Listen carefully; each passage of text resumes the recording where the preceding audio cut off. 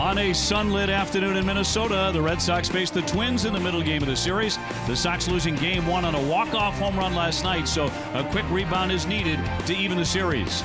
Welcome back to Minnesota, everybody. Great to have you. Beautiful day here. I'm Dave O'Brien. My partner is Red Sox Hall of Famer Jerry Remy. Garen Austin will be joining us in just a couple of moments. And Jerry, it was pretty much the same story last night. The Red Sox got generally very good pitching, but no punch in the offense. No, the offense has been really down for the Red Sox. 13th in runs scored, 15th in home runs. And when you look back a year ago, after 29 games in the season, you see the record.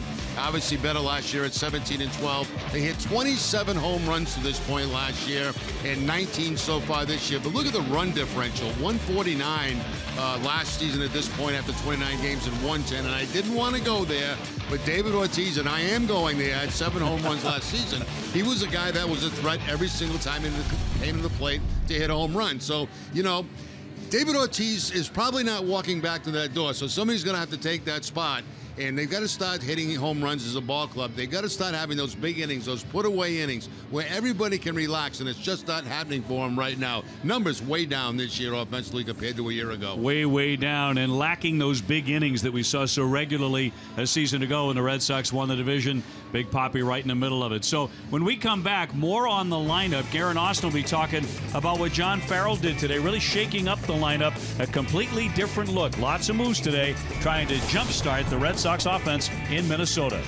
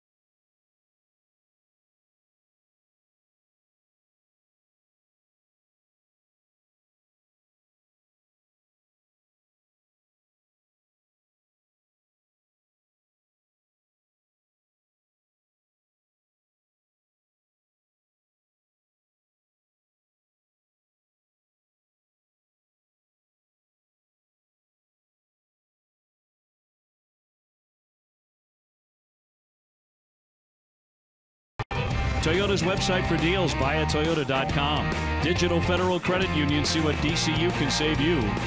Your New England Audi dealers in the all-new 2018 Audi Q5. Dunkin' Donuts, America runs on Dunkin'. Lexus and the Lexus Strikes Out Hunger program. And by Southwest, yes to low fares with nothing to hide, that's transparency. Back in Minnesota, let's go downstairs to Garen, who's been nursing a cold, and I know that John Farrell, Garen, is trying to find a remedy for this starting lineup to get some more runs. Well, after another quiet night offensively, Obi, the lineup has a very different look today. Mookie Betts is batting leadoff, and Andrew Benintendi is in the cleanup spot. Here's what John Farrell had to say when behind the decision for the changeup. Similar names, different order, trying to jumpstart some things. You know, we go 7 to 10 days where it's been a little bit of a struggle to try to put together more than 2-3 runs. So put Mookie back in the top of the order where he's hit for a good portion of his career, and just trying to get our guys that seemingly are going the best right now at the top of the order as much as possible. And Chris Young is back in the lineup today, out in left field in an effort to spark some more offense. Rick Porcello is on the mound for the second game of this series. Dave O'Brien and Jerry Remy have the call coming up.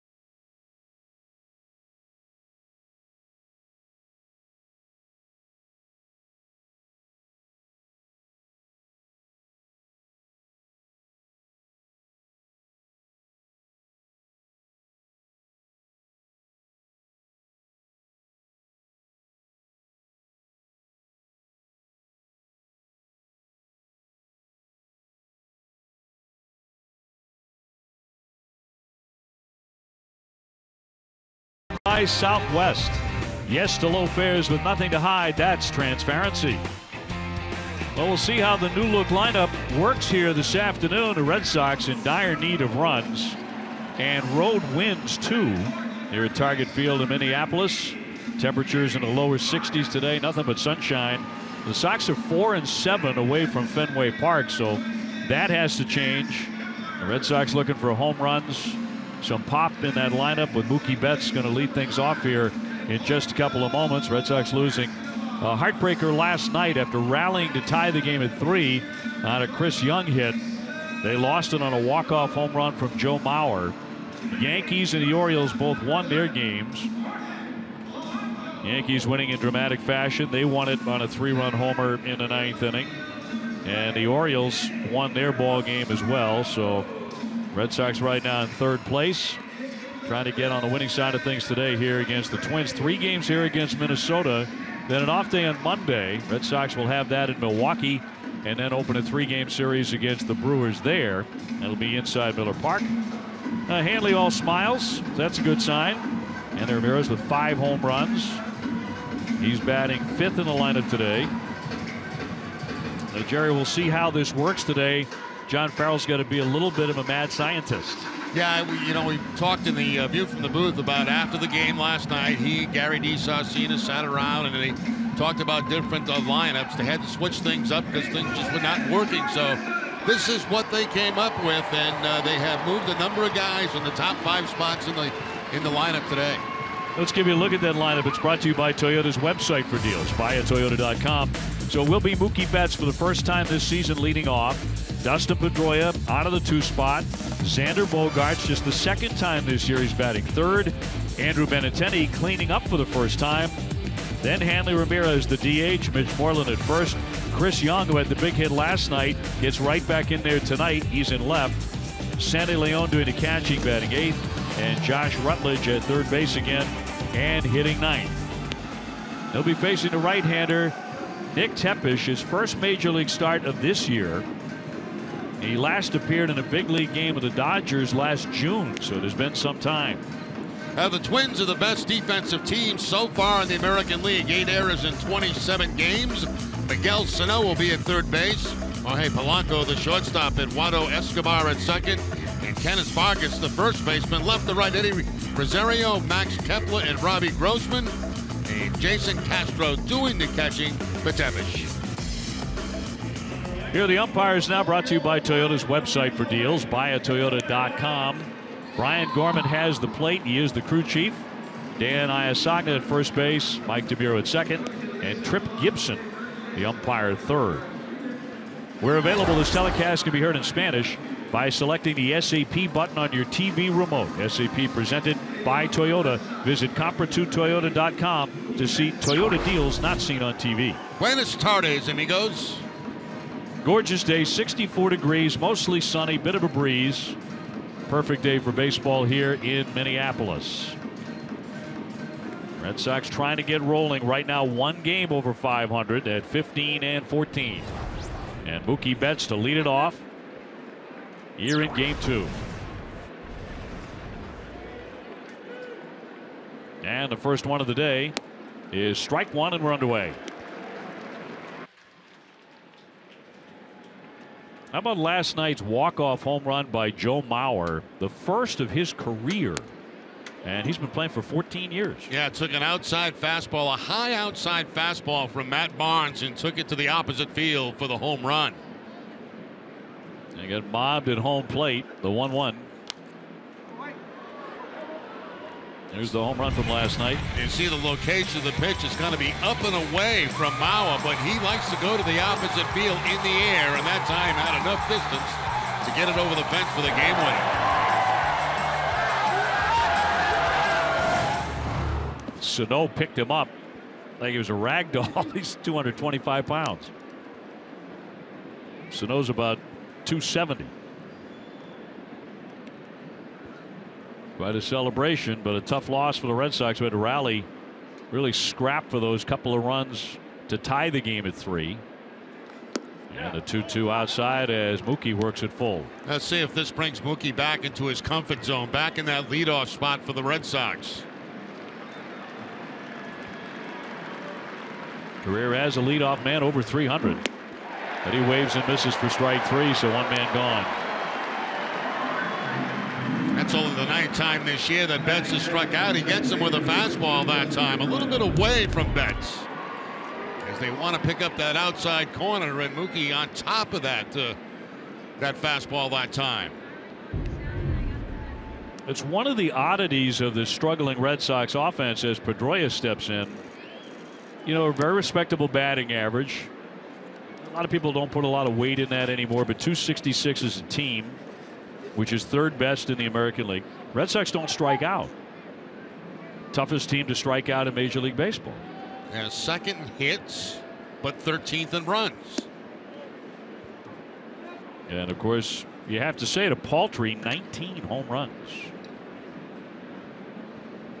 Been a huge problem.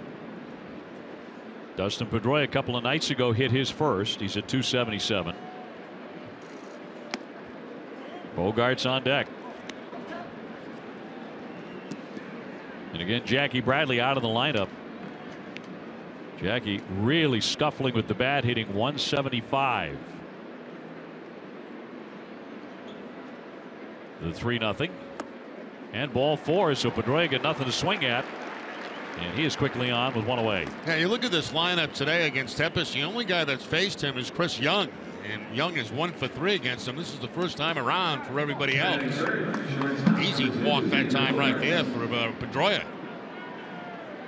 Xander is one guy who is swinging it well. He's hit safely in 9 in a row. He was 1 for 4 last night, playing in his 500th career game.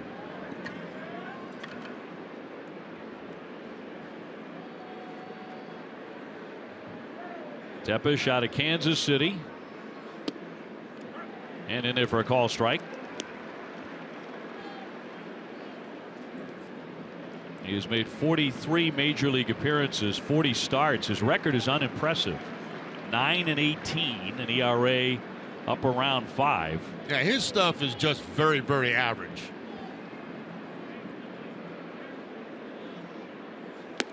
And that one drifts away. So that slider, he's got the fastball, the 2-seam fastball, slider, occasional changeup.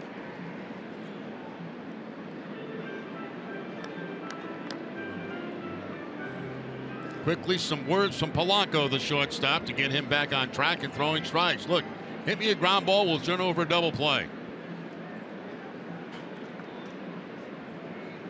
Benintendi in that 4 slot for the first time on deck.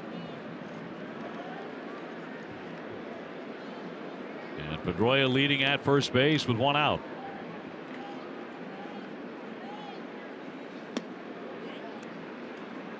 This might be Xander Bogaerts' favorite team to face, the Minnesota Twins. The way he has feasted on them the last couple of seasons.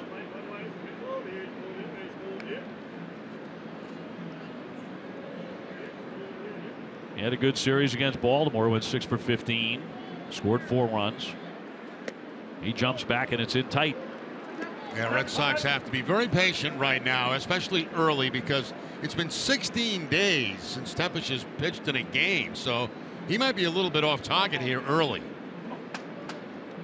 And April 20th, last time he pitched. That was at AAA.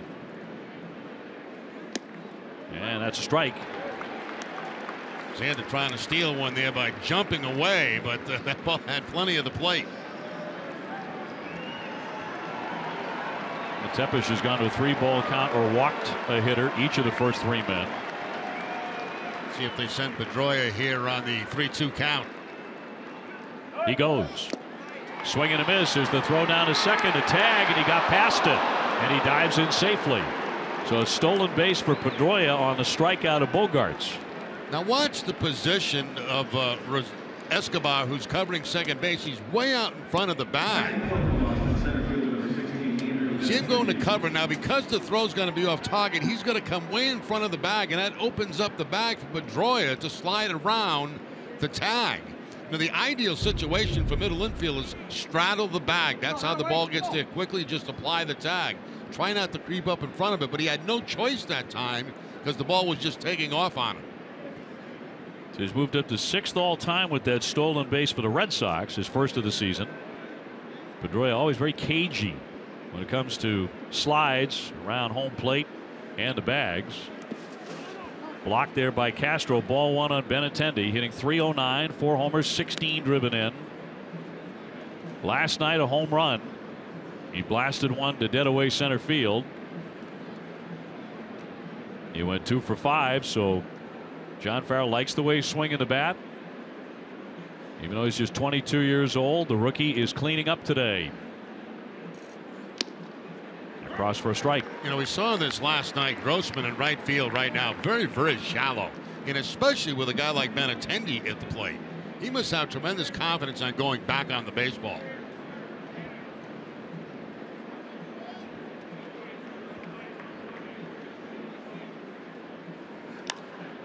High fly ball into left field.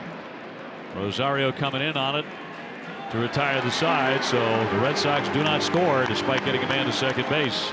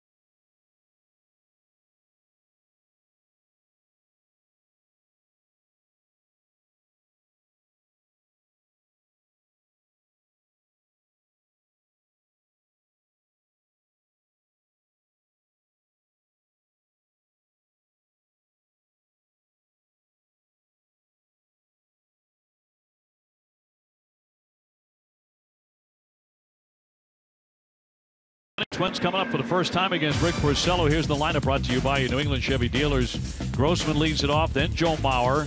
Sano at third base. Vargas at first, Kepler in center. Escobar, Castro, Polanco, and Rosario up against Rick Porcello.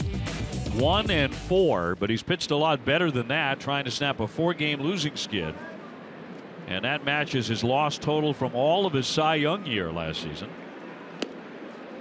But over the last several starts, no run support at all. No runs in each of his last 4 starts.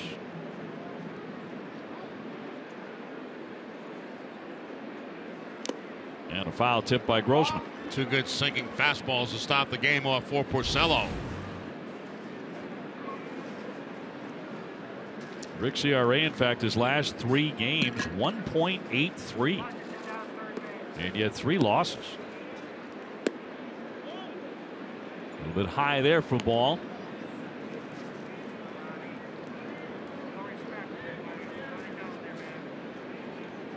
Monday the loss against Baltimore despite 5 hits allowed. That's it, 6 innings.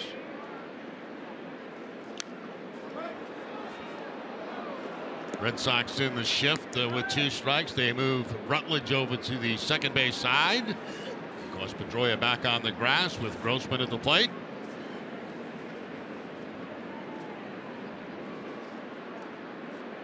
Twins have 4 switch hitters in the lineup today. Grossman's one of them. And skipped up there. 2-2.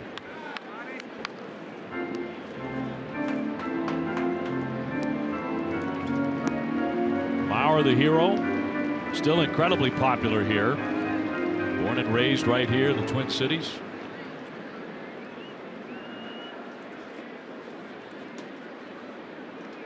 The 2-2.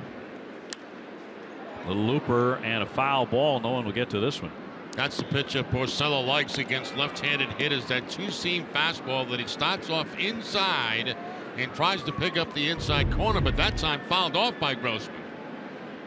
A little comebacker right there. A little bit high, I think, higher than he would like to have it. But good action on it.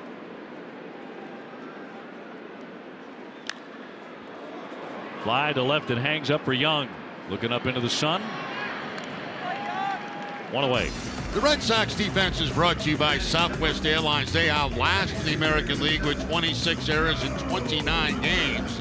Josh Rutledge at third base. Xander Bogaerts the shortstop. Dustin Pedroia at second. Mitch Mullen at first. In the outfield, Young, Benintendi, Betts, and Sandy Leon gets the start behind the plate today, catching Porcello. And Leon will be catching Sale tomorrow. Chris Sale will be on the hill. And the last game of this series, here's Mauer, the DH, at 242 with a couple of homers, 12 RBIs. And the 2-out 9th inning home run last night. First walk-off home run of his career. He said it was fun. It took me 14 years to do it. And he's seen a lot of Porcello over the years. They were in the same division for a long time. Tried to hold up, but a swing and a miss. It's 0-2. He is 15 for 58. That's just a .259 average against Rick.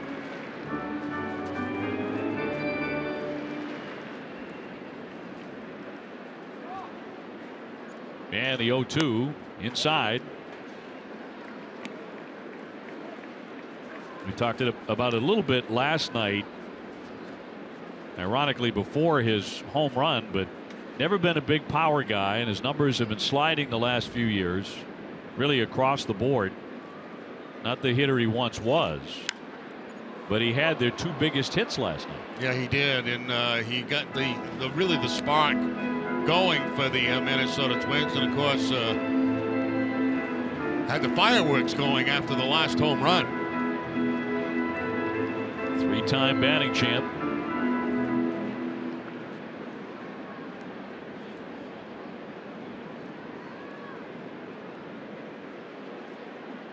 One down and a 1-2. That's the pitch Porcello wants right there. You can see him shaking his head, but it did appear to be a little bit down and in.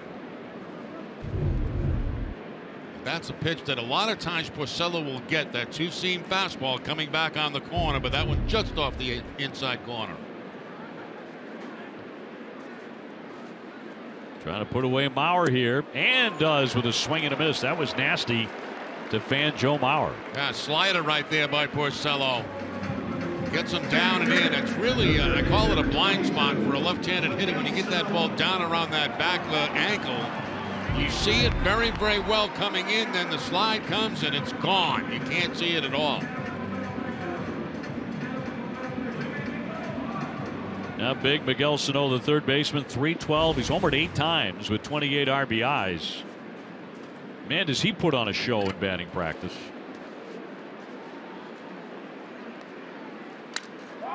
Soft liner and over the head of the leaping Bogaerts for a base hit. They didn't crush it, but had enough on it for a single. Yeah, that didn't sound very good. It sounded like it was toward the end of his bat, but he's so strong.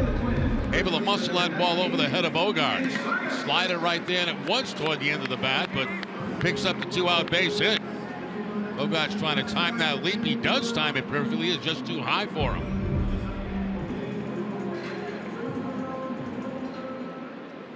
That'll send up Vargas. Another big dude. 6'5", about 260 pounds. Hitting .296, 2 home runs. He's a switch batter. And he will take strike one. Good success against Porcello, 4 for 7 with a home run.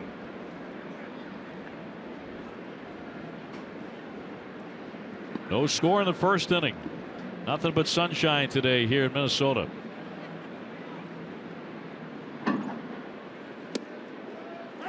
Oh, 2.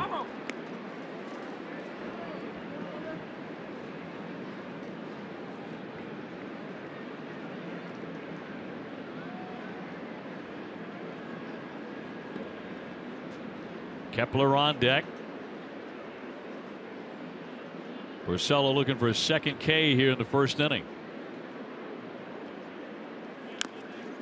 Gently hit. Rick Porcello will scoop that up and get him to retire the side. No runs, a hit, one left, and it's 0-0 after one.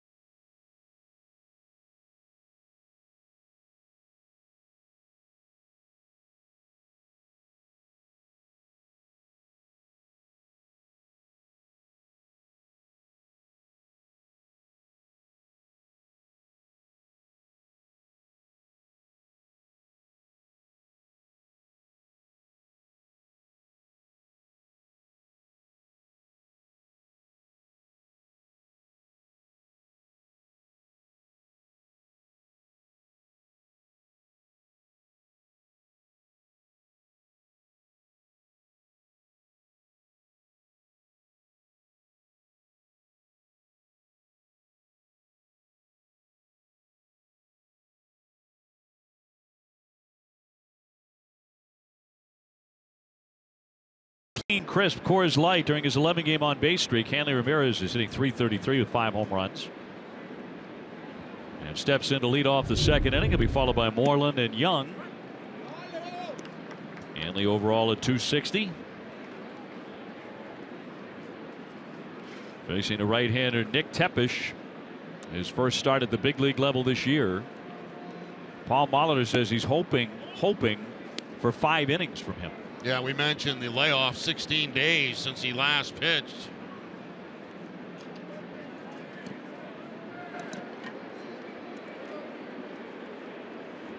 And the 1-1.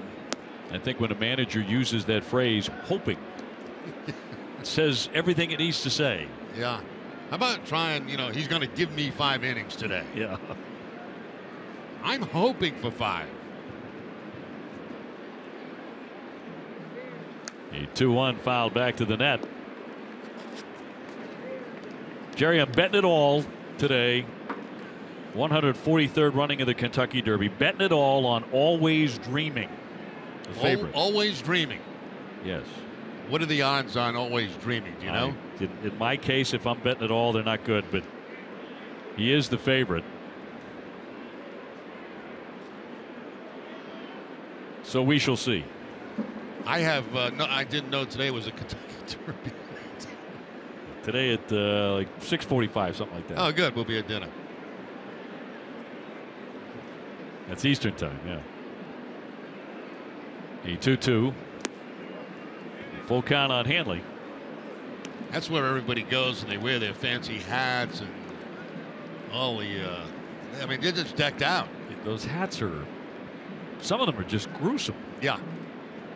It seems to me the uglier the hat, the more they like it. The more popular you are. They're dreadful. 3-2 fouled away. 5-1 we're being told for Always Dreaming.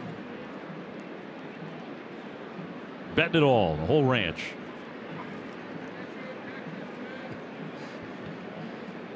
I'm taking the horse in the second gate. I like number 2. You like number 2. 3-2. Softly hit, charging in Sano. Gloves and fires. He has a very good arm. And sets down Hanley Ramirez. Behind the closed doors, behind the scenes, behind the bench, get an all-access look at the Bruins when they tackle the Ottawa Senators in the NHL playoffs. Catch an all-new episode of Bruins Academy Monday night at 7:30 on NESN. Number 2, by the way, is Thunder Snow, Jerry. 18-1. Well, I can make some money on Thunder Snow, right? You can. There's also a horse called Irish War Cry. I think I might go that way too. Here's Moreland. At 267, 2 homers. He's driven in 11. His last 16 games against AL Central opponents, he's hitting almost 400, 396.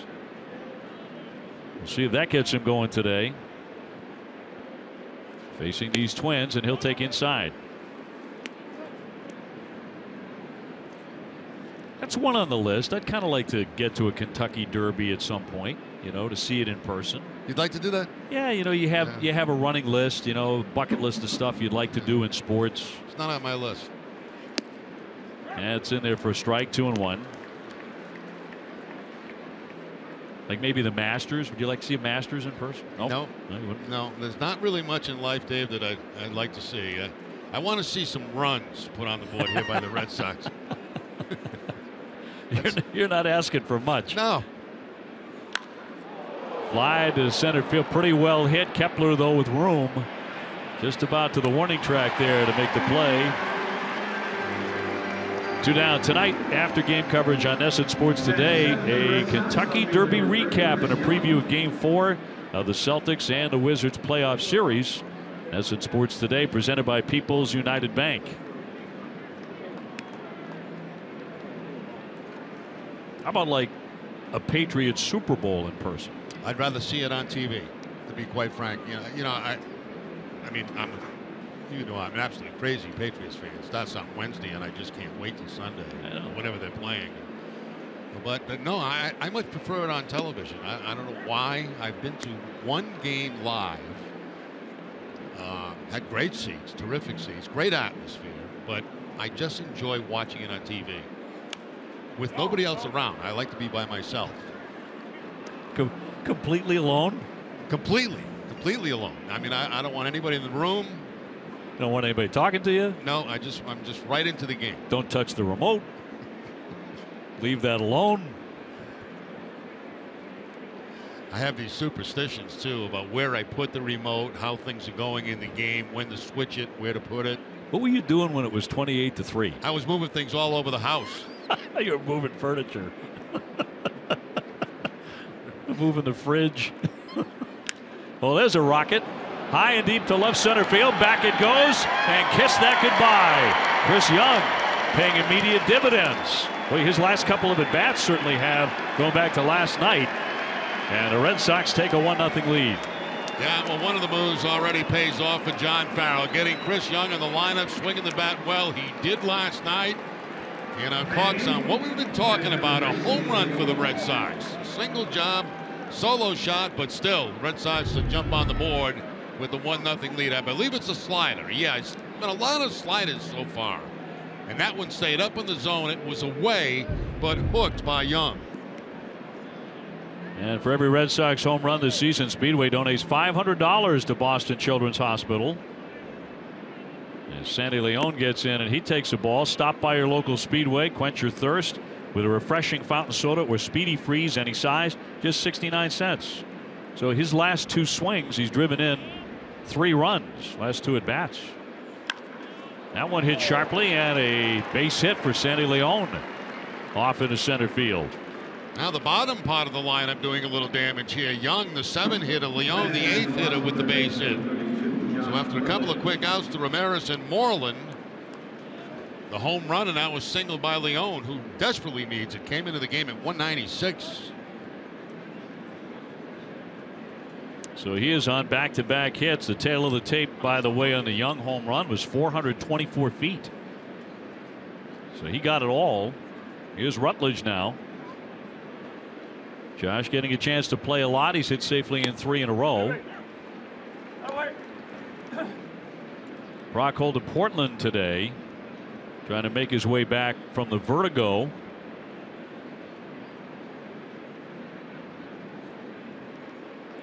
Runner on at first base, and 2 down and a run in.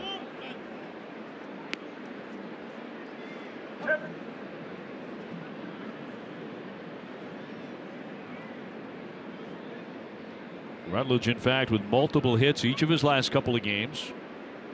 2 for 4 last night. That might be one of the better sliders that he's thrown so far today, Tepesh. That one was down and away, and a pretty good job to follow it off by Rutledge.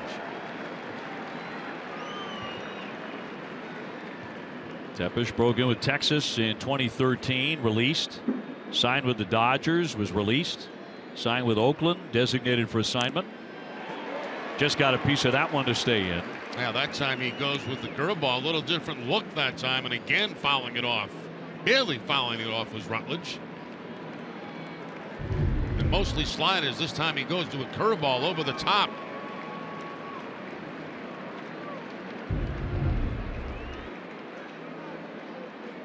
Sandy Leon on at first base. Red Sox leading 1-0 in the second.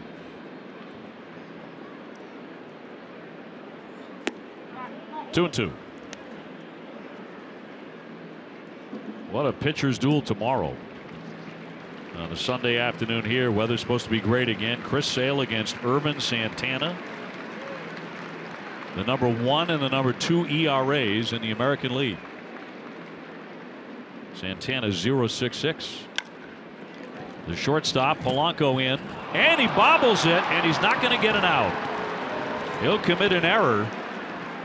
Their defense has been really, really good, but not on that play. No, and especially on the left side of the infield, it's been very, very good. That's only the second error for Polanco, and this could be a big one. Just a very routine ground ball going toward the bag. He wants to flip it to his second baseman, but lost the handle on it. And after that, he's got no chance to get anybody. So that kind of opens the door a little bit here for Mookie Betts. See if the Red Sox can do something here with that error with 2 outs. Betts first time up, struck out, leading off for the first time this season. He'll check, and it's ball 1.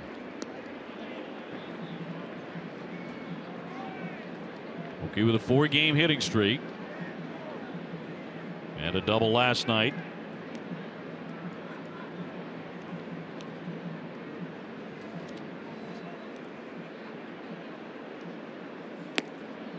Tuno. Prior to last night, Mookie had hit safely and scored a run each of his last 6 games against the Twins, the longest such streak by a Sox hitter since Trot Nixon back in '99 and 2000. A lot of the Red Sox have excellent numbers in their careers against Minnesota pitching. 3-0. That missed badly. Yeah, these pitches have not even been close, trying to keep the ball away from Betts, but I mean, they've been way outside.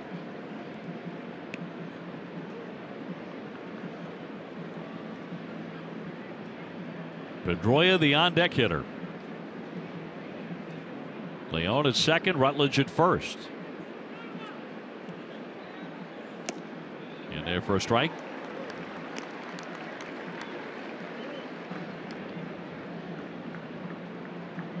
Now the inning ought to be over. Can the Red Sox do something with the mistake?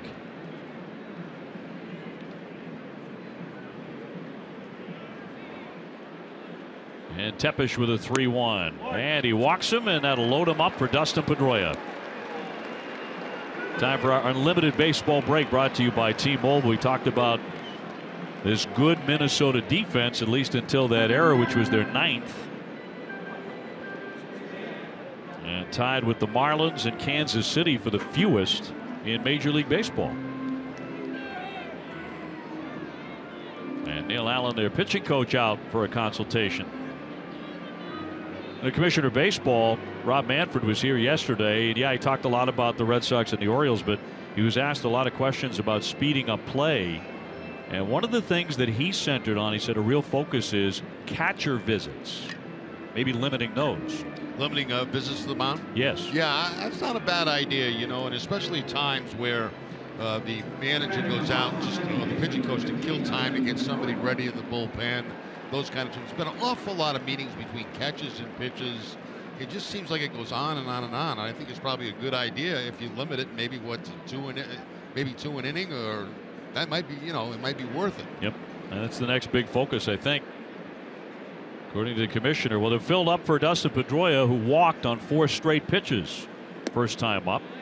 Gets a strike here, no place to put him.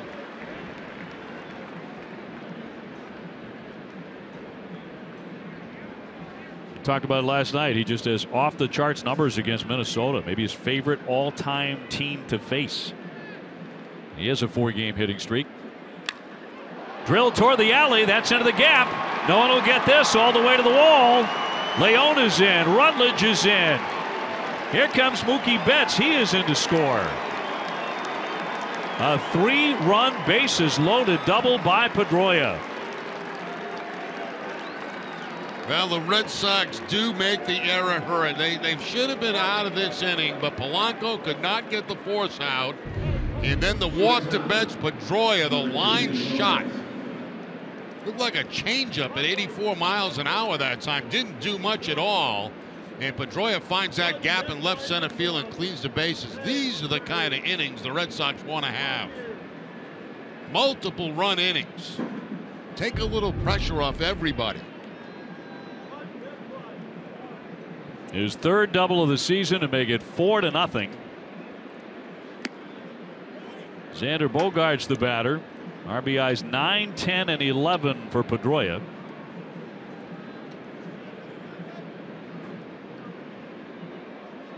And Rick Porcello privately has to be delighted. That's more runs than he's received in 4 starts. Now the good thing here is the Red Sox got a gift. They got a gift from Polanco, and they were able to take advantage of that.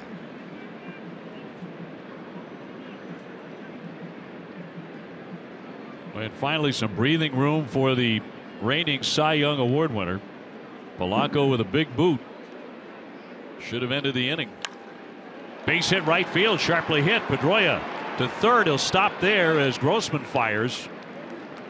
That ball was hit very hard by Xander Bogaerts, who has now hit safely in 10 consecutive games. Runners on the corners. They've been highlighting too that how shallow Grossman plays in right field, and that pays dividends right here. It saves a run, because you'd think with 2 outs and off on contact they could be able to score, but he charged that ball very hard, gets it in quickly, and they had no doubt that they had to hold Pedroia at third base.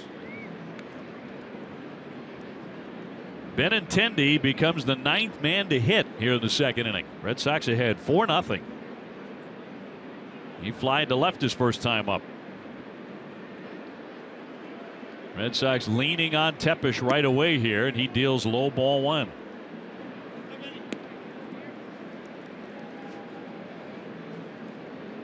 Benintendi with 16 RBIs. Hit his 4th home run last night.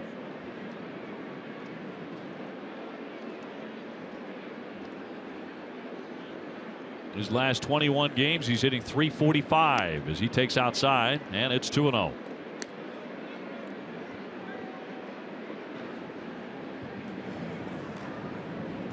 Rucinski now throwing in their bullpen, a right-hander, so quickly they get him up. Red Sox have homered in the inning. Dustin Pedroia with a 3-run double. Cross for a called strike. 2-1. But the error was a huge play.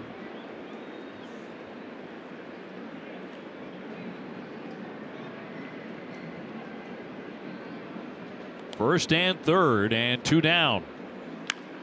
Liner toward left, slicing, and a foul ball.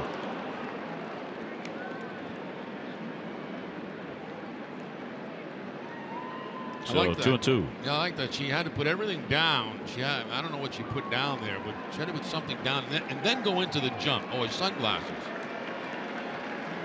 Got the souvenir, put the sunglasses down, then went into a jump. It's a process.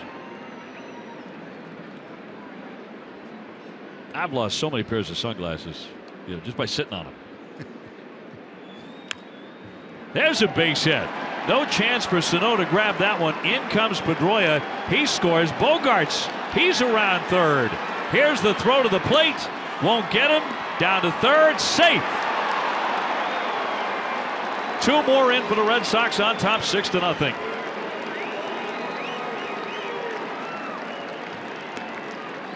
Good aggressive base running right there by the Red Sox. First of all, the double by Benintendi down that left field line using the whole ballpark. Gets that curveball, and actually the curveball looked like it fooled him a little bit, but he slaps it down the third base line. Now here's where Butterfield becomes aggressive right here. Running against Rosario, and fortunately the throw is off target. And Benintendi, once he sees that ball going over the head of the cutoff man, he just goes in at third base. Good base running all the way around. And, well, one would have hoped, but didn't happen. 1-5. He got less than 2 out of Tepesh. The Red Sox knock him around. His defense also let him down a bit. Red Sox capitalized, though. 6-0 Boston. Starter out of the game.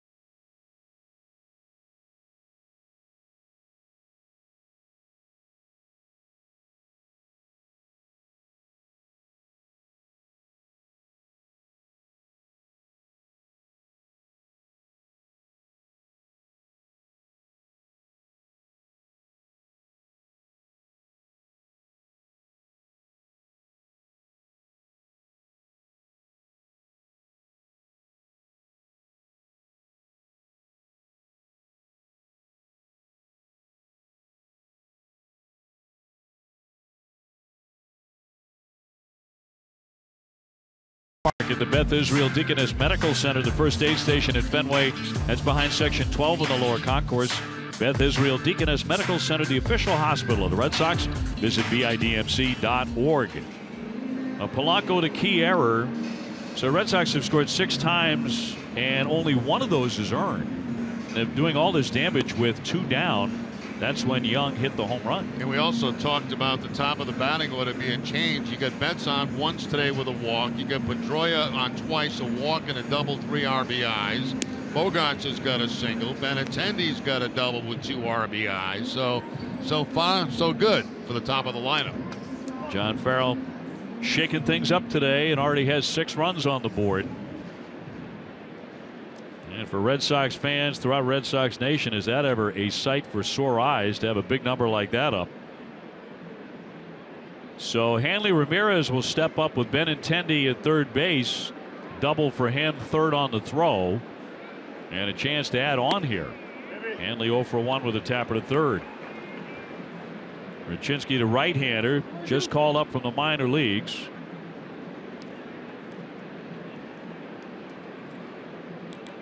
Just 7 career major league games, all with the Angels. And a base hit to right field to drive in another run. 7-0 Boston. 15th RBI for Hanley Ramirez as he goes to the opposite field to pick up an RBI. He's good example of guys not trying to do too much at the plate. I mean, we saw Bogarts go to the opposite field, Benintendi go to the opposite field. Now Hanley goes to the opposite field just to drive in a run. Very impressive offensive performance here in the second inning. 7 runs on 6 hits for the Red Sox, trying to make this a rout early in Minnesota. It'll be Moreland next, 0 for 1 with a fly to center. He goes the other way down the line. That one's going to land on the grass and keep on rolling up against the fence. Ramirez churning around third. The throw to the plate, and he stands up and scores. Down to second is Moreland with another double, make it 8-0. And what started all this? What we were talking about today, the home run. The home run by Chris Young started it. It should have been over when Rutledge was at the plate, but the error, and since then it's been just nonstop Red Sox scoring. Fastball down and away. Beautiful hitting by Moreland going to the opposite field. Hanley scores, and the beat goes on. 14th double for Mitch Moreland, leading the major leagues in that category. And now the man who started it, here comes Young. This came with 2 down, that home run. They went 424 feet. So he bats for the second time here in the second inning. 8-0 Red Sox. One of us before the game was whining that we had not seen a big scoring output in a long time. That was me. I think I was whining too. You were whining a little too. No, but that's been the big difference, really. You know, you haven't had one of these innings. You haven't had those breakaway innings from a ball game. You know, and multiple runs coming across. Well, Red Sox are getting it today here in Minnesota. Moreland at second. Already forcing a pitching change as Tepesh is out after an inning and 2/3.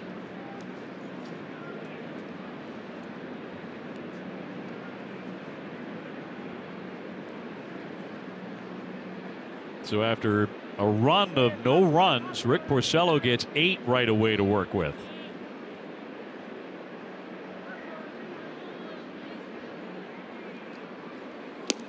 And a fastball in there for a strike at 92.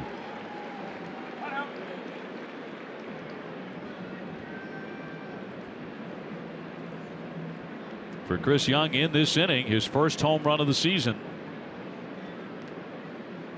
And then Leon singled. Rutledge hit the ground ball that Polanco bobbled.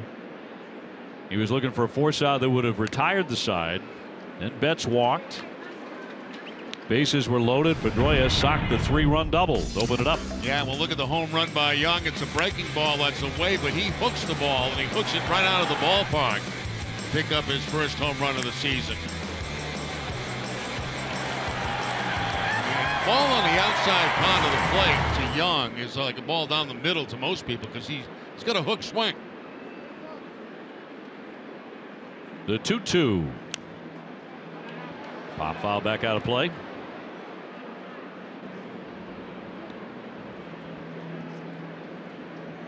Benintendi with a 2-run double in the inning. Andy Ramirez with an RBI single. Mitch Moreland with an RBI double.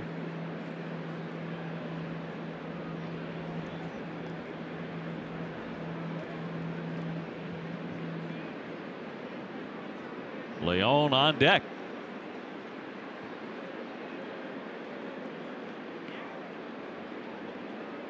And Rachinski with a 2-2. Swing and a miss, and that ends it. But a giant inning for the Red Sox. They score 8 runs. 8-0 Boston.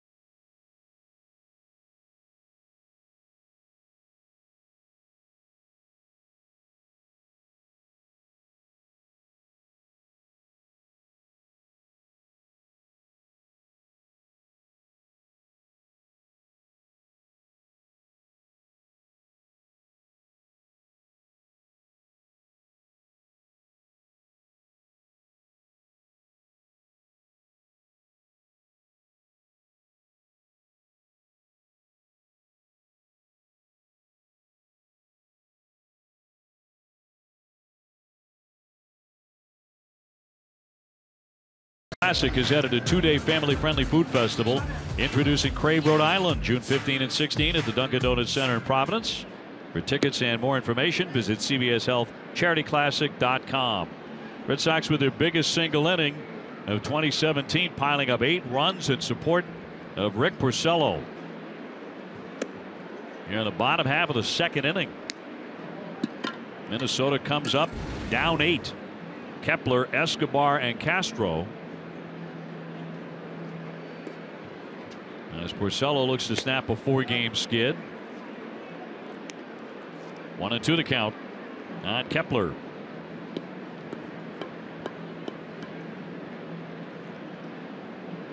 In fact, that matches the Red Sox highest run total for a game, the 8 runs so far, and that's in there for strike 3. Let's get on to Guerin. Obi, I was talking with pitching coach Carl Willis, and he said we've seen a much better sinker from Rick Porcello in his past few outings. Willis said Rick Porcello is known as a sinker ball pitcher, but he's so much more than that. But the key to his pitchability is establishing that sinker and allowing his other pitches to work. And guys, Willis said that he was kind of joking with Porcello after his recent bullpen, saying they looked very 2016. Oh boy, that's a good thing for Rick Porcello for sure. A 2016 sinker. Whereas last year, he had a lot of stuff going. All sections of the strike zone. Yeah, he's got many different ways to get you out. Obviously, it all starts with the sinker to get ground balls and that 2-seamer to run back on left-handers. But, you know, he can elevate his fastball for strikeouts.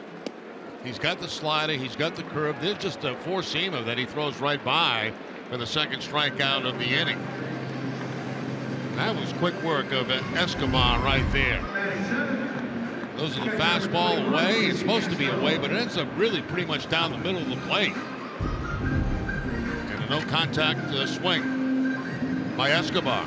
Well, back-to-back Ks to begin the second inning. He has 3. Here's Castro now, struggling at 183. Although he has hit 3 home runs.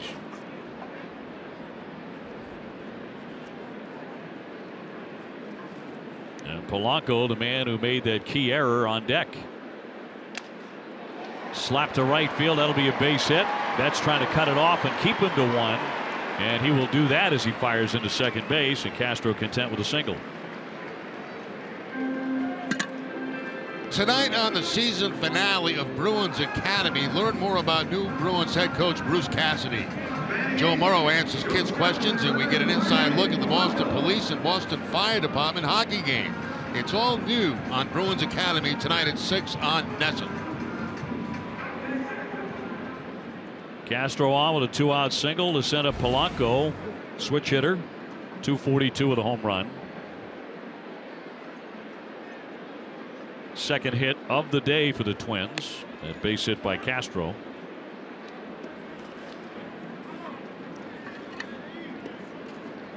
Chris Sale goes tomorrow afternoon in the last game here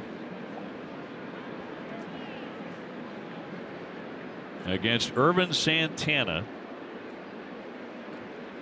Santana #1 in ERA in the American League, Sale #2, and according to Elias, that'll mark only the 3rd time since 1982 that each of the game's 2 starters has an ERA below 1.40. That should be a lot of fun tomorrow. 2 strikes on Polanco with 2 down. Check swing and a foul ball out of play.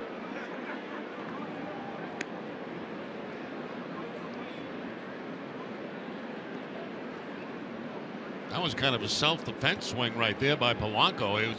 That ball was up and in on him, and he almost fell backwards after making contact with the foul ball.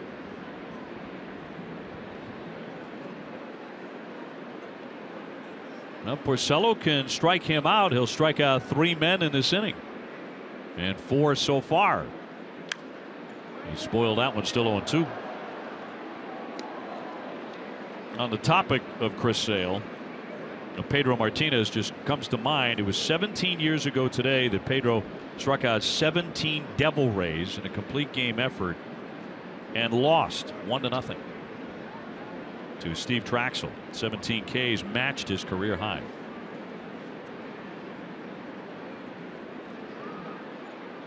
Pedro, a huge Chris Sale fan. Breaking ball and a base hit behind a runner to right field. Castro will stop at second base, so back-to-back singles here for Minnesota.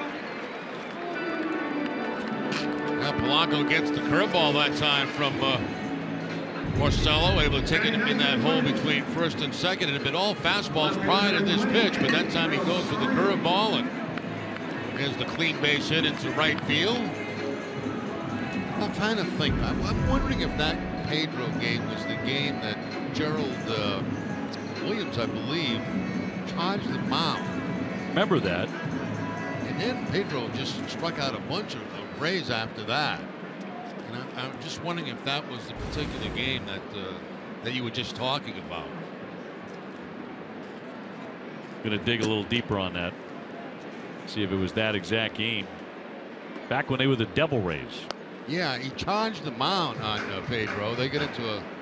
He didn't get thrown out of the game, and he came back and just struck out a bunch of people. And I got a feeling that might be the one. We're checking. We got a lot of Red Sox fans who probably have the answer to that too. Here comes the 0-1 pitch. Fouled back by Rosario. Having a good year, hitting .302 with 3 homers.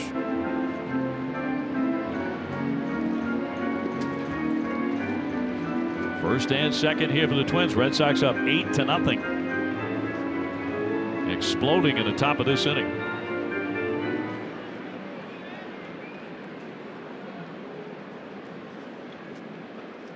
Porcello trying to end it right here. Cut on and missed. He strikes out 3 in the inning. He gets out of it, stranding runners at first and second.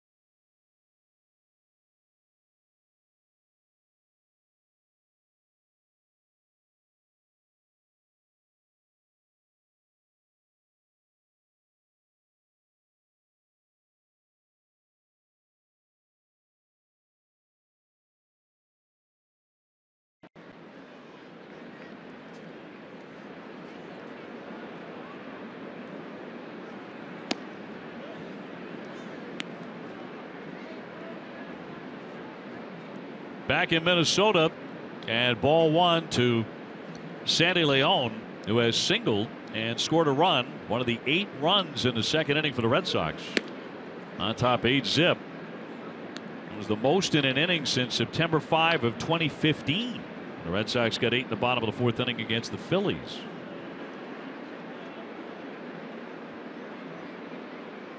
And the 2-0 pitch on the way to Sandy.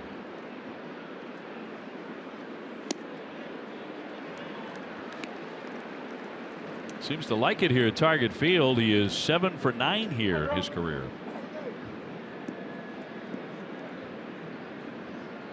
He'll be followed by Rutledge and then Betts here in the 3rd inning.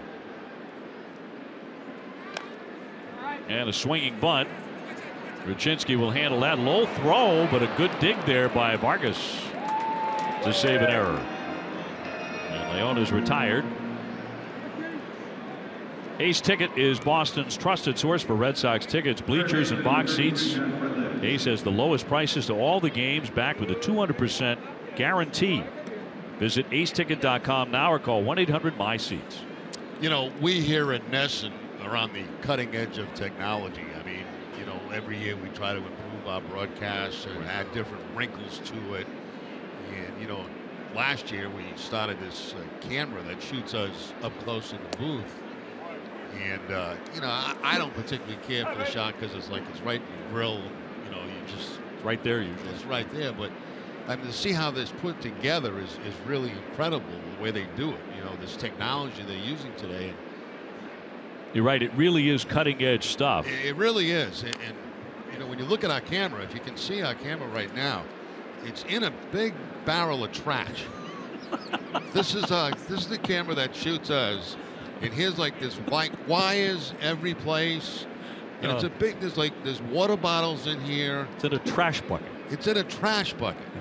So aren't we proud of that, as that one is hit foul along the line. Actually, you have to give the crew tremendous, you know, respect for what they've done, because there's a piece of metal missing, which they hook up and all this stuff. So what they did is they just dumped it in a trash barrel, and focused it on us. So I mean, they just make things work. It took 15 seconds. It's like something MacGyver would put together. Big swing and a miss by Rutledge on a budget. If he had a really tight budget, 2 down. I mean, I feel very comfortable sitting right near a trash can.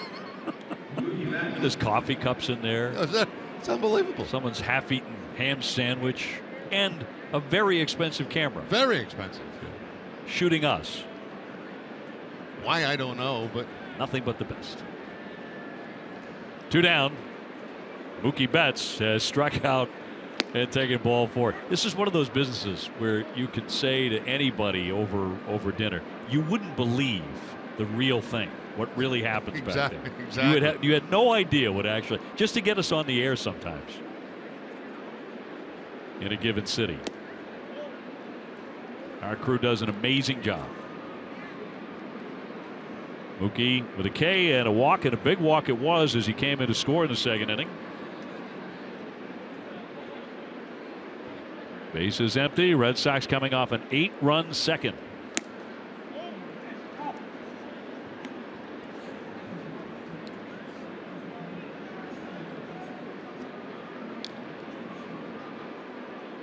Mookie in the leadoff spot here today. And a 2-1. Swung on and fouled at the plate.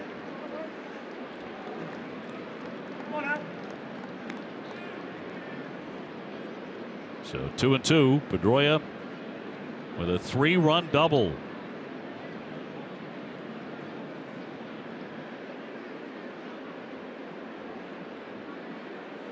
And Rucinski out of their bullpen with a 2-2.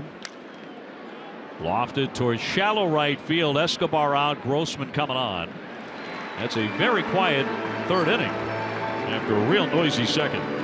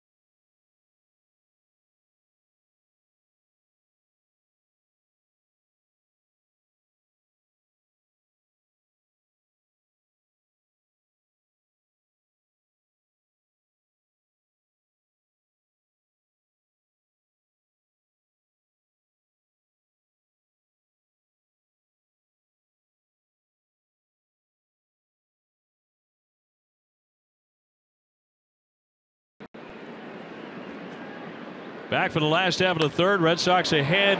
Well, it was 8-0. This one stung deep and gone to make it 8-1 as Grossman jumps all over that one for his second home run of the season. And the Red Sox lead cut to 7. Grossman didn't waste any time. That first two-seamer he saw from Porcello takes it out of the ballpark in right field. That ball was supposed to be away. It stayed inside, and Grossman makes him pay for it.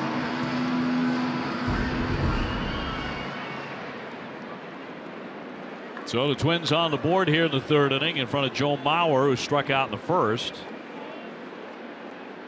After homering last night to win the game with 2 down in the bottom of the 9th.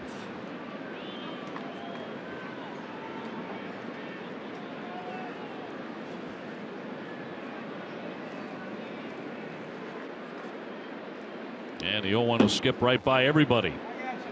That last home run was the 8th that Rick has given up so far this season.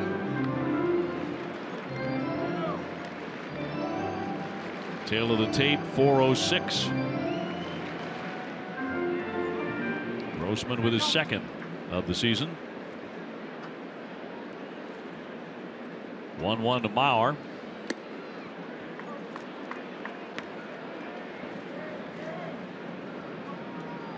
Porcello has seen a lot of Minnesota. Pitching for the Tigers all of those years. He's 9-9 lifetime, 5-5 here. With an ERA of 3.66 and a strike. He has tossed a quality start 5 of his 6 outings. His 31 quality starts since the beginning of last season, tied for the most in the majors with Verlander and Scherzer. Pop down the line. Young will give chase but can't get to it.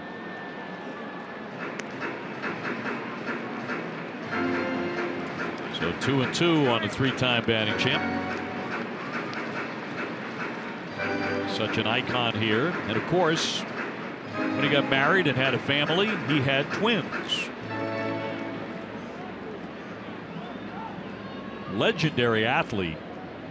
Growing up here, playing high school football, basketball, everything. Got jammed there, back to the net.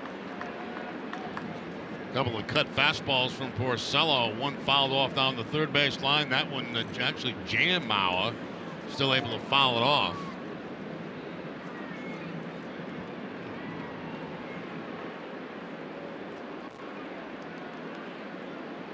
Porcello with 4 strikeouts so far. 3-2.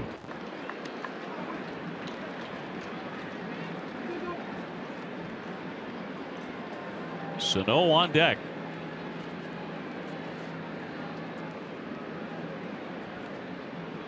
For the moment, the sun ducking behind a cloud here. And the 3-2. Hammered right there to the feet of Moreland. He'll do it himself for the first out of the inning. Join the Red Sox Foundation next Saturday for the 3rd annual Bacon and Beer Fest at Fenway. You can sample bacon inspired by dishes from more than 40 of Boston's best restaurants and beers from over 30 breweries. Best of all, the VIP event ticket includes a ticket to see the Red Sox game that night. For tickets and info, visit redsox.com/bacon.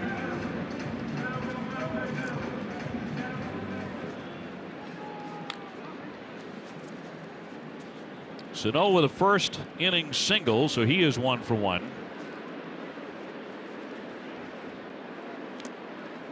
And his was the famous story testing how old he actually was and even who his parents were back in 2009 when he was subjected to DNA tests. His mom and dad were too to prove parenthood. High deep drive to center field, but not deep enough. Benintendi actually in a little bit on it to make the catch, and there are 2 gone.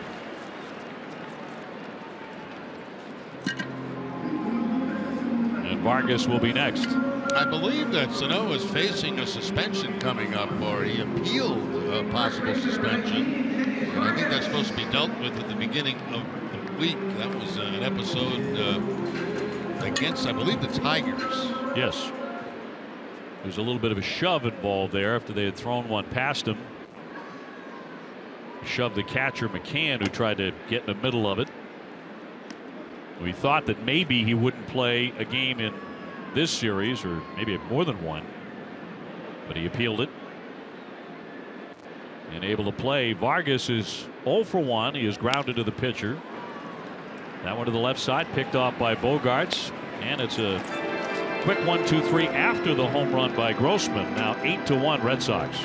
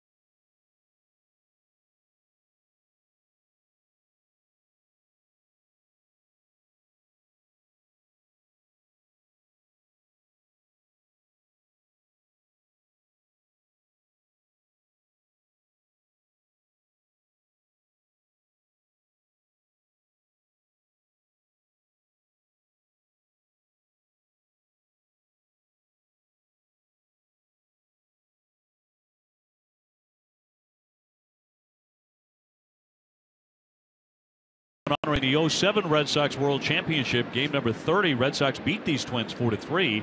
That was in a Metrodome. Curt Schilling got the win. J.D. Drew knocked in 2 runs. And a rookie by the name of Dustin Pedroia had 3 hits. Of course, he would win the Rookie of the Year. Right now hitting .284 after he ripped a 3-run double to left center in the second inning. Red Sox blowing up for 8 runs and have an 8-1 lead. Pedroia to be followed by Bogaerts and then Benintendi. Jerry, we were talking about Pedro in the 17 strikeout game in May of 2000. That occurred at Fenway Park. The game you were thinking about, Gerald Williams charging him, was August 29 of that year. Okay. At St. Pete. Popped into right. Grossman will cover the ground and make the catch for out number 1. Yeah, I remember. You know, I couldn't remember the exact game, but I know it was in St. Pete, and I know that it started off that way, charging the mound, and then I think that's the same game. Also, they tried to get Dahlbach, and they kept missing him, and finally the bench is emptied, and Dahlbach actually hurt his shoulder in that little fight that they had, you know, on the mound. So. That was a time that the rivalry with Tampa was pretty heated. Yes. Base hit up the middle. Bogaerts stays hot. Hot shot right underneath Rachinski. Stay on top of the latest Red Sox news with NESN's free Red Sox text alerts. From breaking news to in-game alerts, NESN will make sure you are in the know. To sign up, just text Red Sox to 536-536. Message and data rates may apply. Second hit today for Xander Bogaerts. He's 2 for 3. Benintendi now. He had a 2-run double and took third on the throw, and then would score a run in the second. If I recall too correctly, Dave, after that game, I think Williams and Greg Vaughn, they were kind of waiting for Pedro to come out of the clubhouse. after that game, and security became very involved in that whole situation. Line shot. That's a base hit. Escobar couldn't get to it. Bogarts to second. Benintendi settling in a cleanup spot. His second hit today. Yeah, we talked about in the open. I don't think it matters to him where he hits. I just don't feel like any place in the order would make him uncomfortable. And it does feel strange, when you change lineups and all of a sudden you find yourself like in the 3-hole or the 4-hole. You feel like you're supposed to do something different there. He just does his thing, plays his game. He's 2 for 3 today, a couple of RBIs. It came in hitting .309, a home run last night for Andrew, and now Hanley Ramirez. He is 1 for 2 with an RBI single. Red Sox looking to add on to this 8-1 lead. Hanley driving in his 15th run with a base hit to right.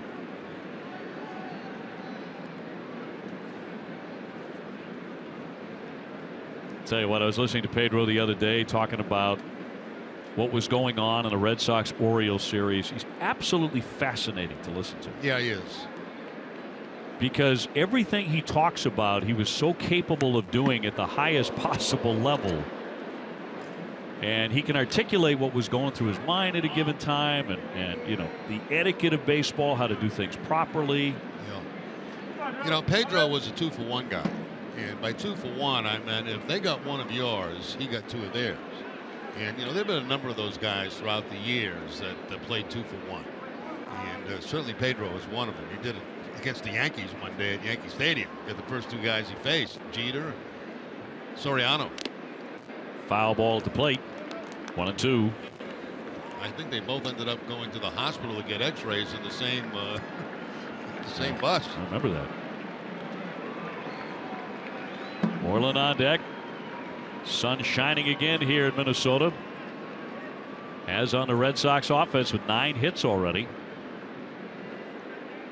Red Sox knocking around a guy who had not pitched in the big leagues yet this season, Nick Tepesh. They knocked him out in the 2nd inning. Big swing and a miss, and tried to lift and separate there, but down he goes, strike 3. That's a pretty good pitch right there. A sinking fastball down and in. Very, very tough pitch to make contact on. Perfectly placed.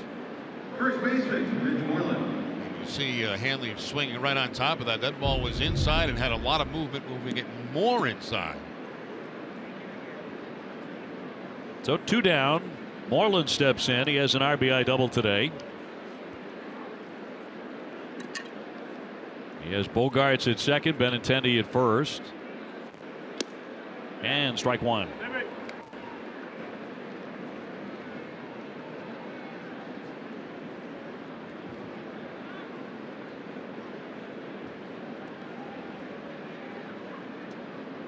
Chris Young on deck, the man that began that 2nd inning rally with 2 down by crushing a home run that went .424. That's the part of that rally that'll be forgotten. The fact the Red Sox started it with 2 away. And now Castro wants to head out to the hill. Stay tuned for Red Sox Final, presented by Plainridge Park Casino. TC Jim Rice, Steve Lyons will dive deep into the key moment of this game and look ahead to Chris Sale's start tomorrow afternoon.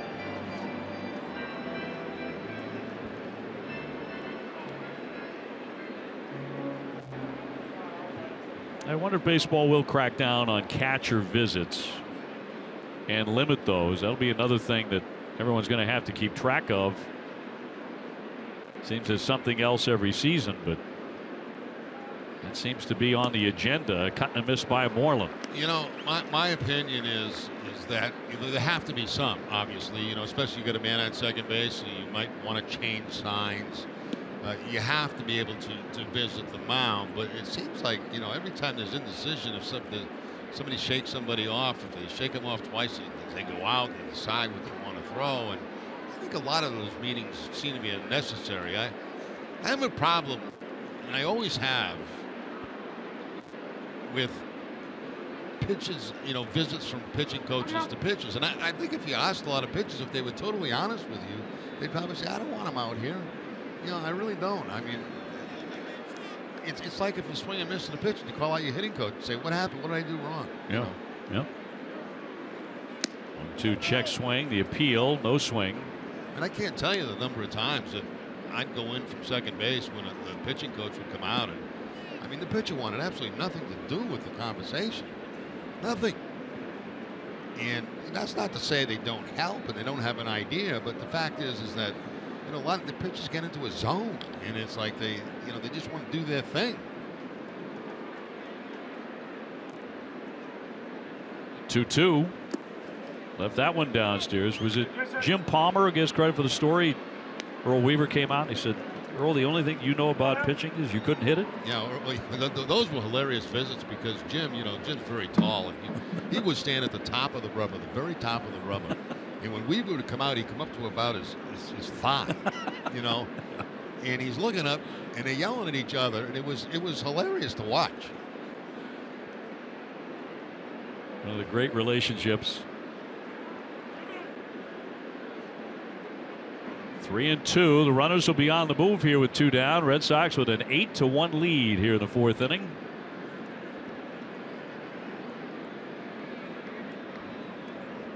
And Raczynski from the stretch. Runners go, and he struck him out on the foul tip into the mitt. So that's all. 2 men left.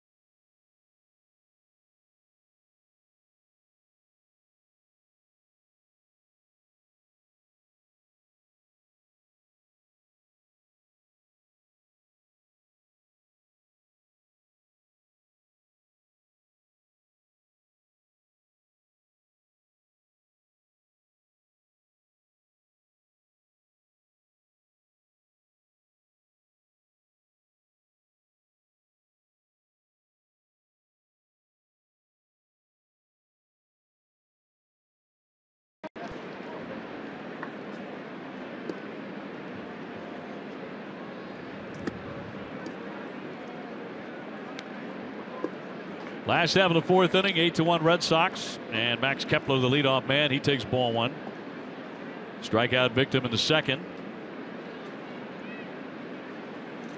In that inning, Porcello struck out 3 men. He has 4 Ks and has not walked anyone. He allowed a home run to Grossman last inning, and that's been it so far for the Twins.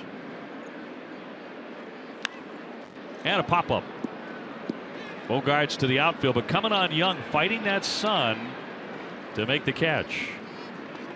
Have you ever wanted to catch fly balls in center field at Fenway? Email premiumsales@redsox.com or visit redsox.com/premiumsales to learn more about the Red Sox center field batting practice experience.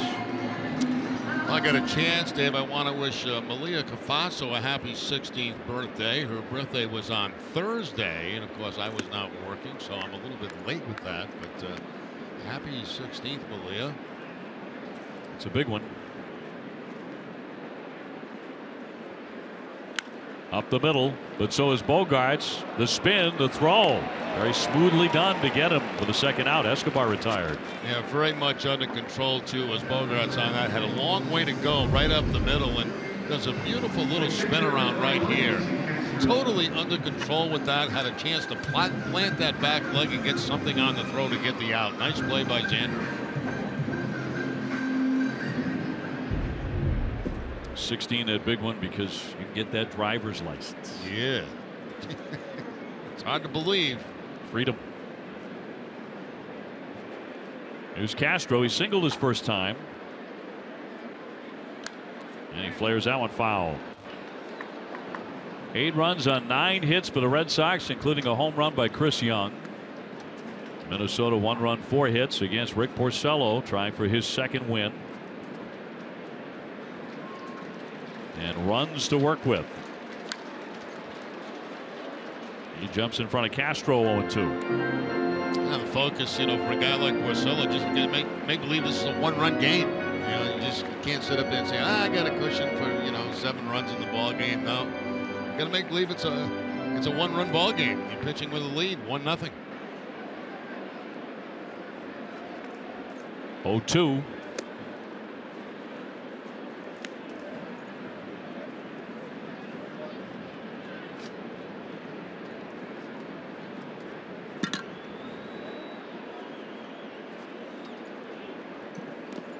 Tried to check his swing. Did he? He did. Trip Gibson at third base. There's no swing. 2-2.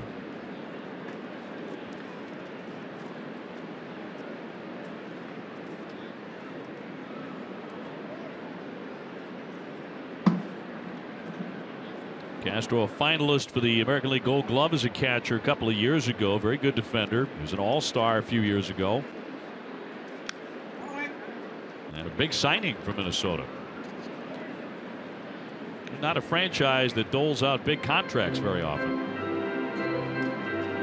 Of course, they did it for Mauer, hometown hero, and the guy's been a great hitter.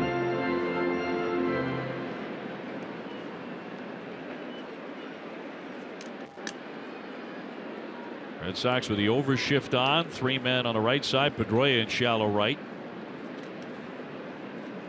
Moreland hugging that line.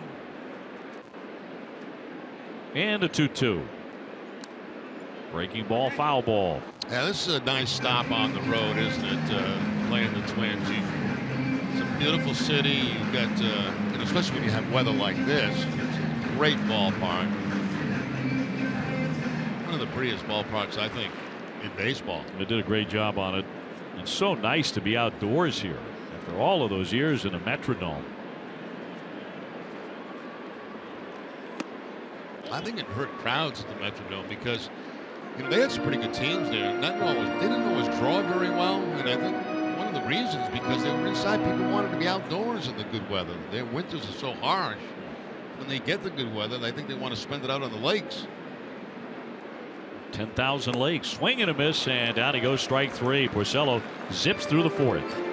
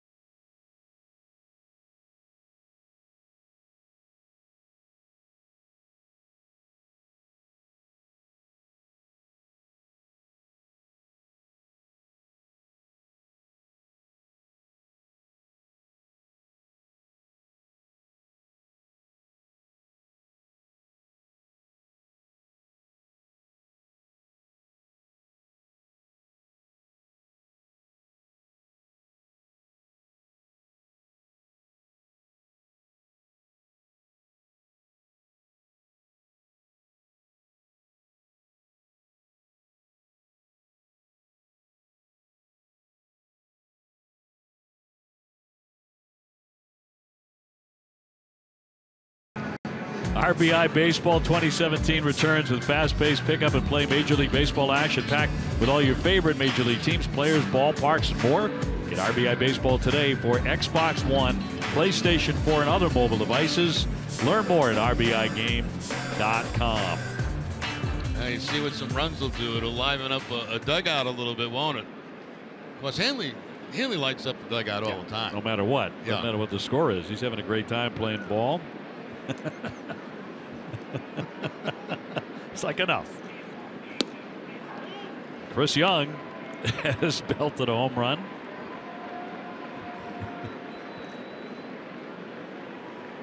Rare when you enter the Red Sox clubhouse and Hanley is not dancing. There's another drive out to left field. Rosario back turning and kissed that one goodbye. A big day for Chris Young. His second home run. And there's the dance. Red Sox leading it 9-1. Chris Young gets a start. Got a big hit last night in the game. Rewarded with a start today and 2 home runs in the ball game. First 2 of the season for Young. That ball middle of the plate, and again that hook swing that he has, and this takes it out almost around the same spot he hit the first one. 14th time in his career that he's hit 2 home runs in a game.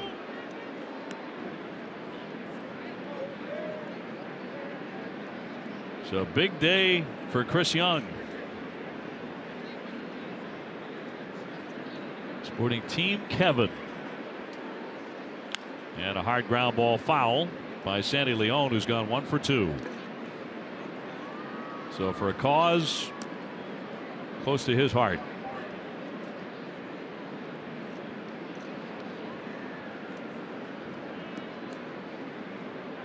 Superhero day here in Minnesota, and Chris Young playing his part. And that'll be in there for a strike. Red Sox on top 9-1.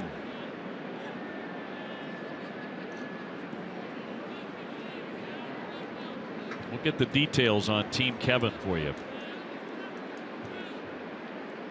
Rutledge on deck. Red Sox with 10 hits today. And that's in there for strike 3 on Sandy Leon. So 1 away. Rutledge next. Red Sox and the Twins will finish up this 3-game series tomorrow afternoon. Chris Sale against Irvin Santana, premier pitchers duel.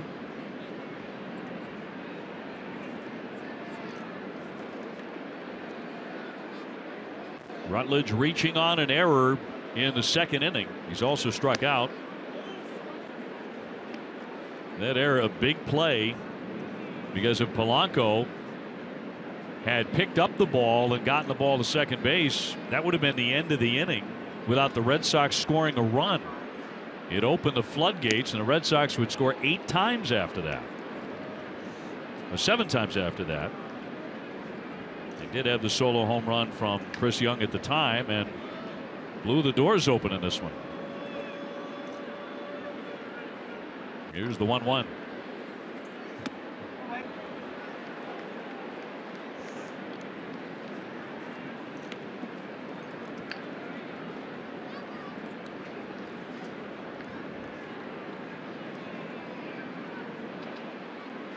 Mookie Betts on deck, leading off today.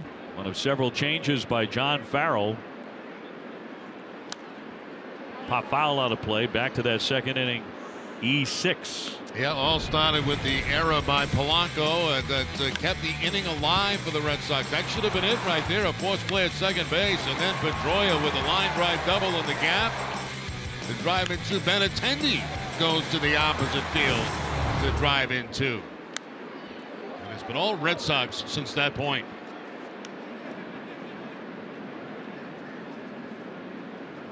Greg Breslow warmed up last night but did not get in the game. Warming up again now with the Twins. Former Red Sox hurler. You can talk about the error and certainly a huge play, but as you made the point at the time, Jerry, you got to get the hits to follow. Yep, you got to make it hurt. And make it hurt. They did with a bunch of them.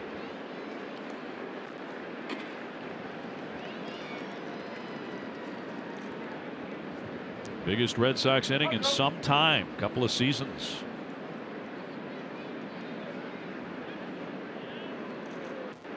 And they have added on with another Chris Young homer. 2-2 coming. Tries the split finger fastball that time. Almost clipped Rutledge with that one. Watch how deep he puts that. It's almost like a forkball. Time forkball. That's how deep that is in his fingers. And that's going to miss for ball 4. Just barely off the corner, said Brian Gorman. And so Rutledge is on for the second time today, and Mookie Betts will be next. Tomorrow at 1 p.m. don't miss Red Sox first pitch presented by Joseph Abboud. Available at Men's Warehouse. TC, Jim Rice, and Steve Lyons. Take a look back at the Red Sox plays of the week and check out the club's third base prospects. Mookie with a strikeout, a walk, and a run. He's also flied to right field.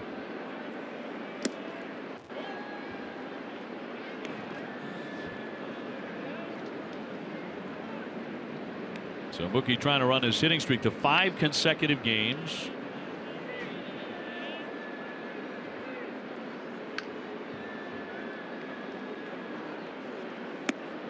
And he'll lay off a little bit high to make it 2 balls and no strikes.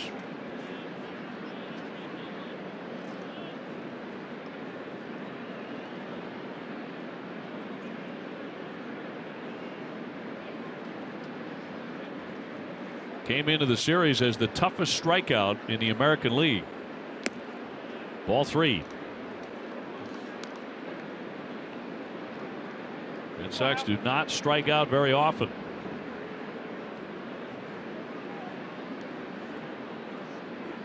Although he did whiff in the first inning. Pedroia on deck. And the 3-0.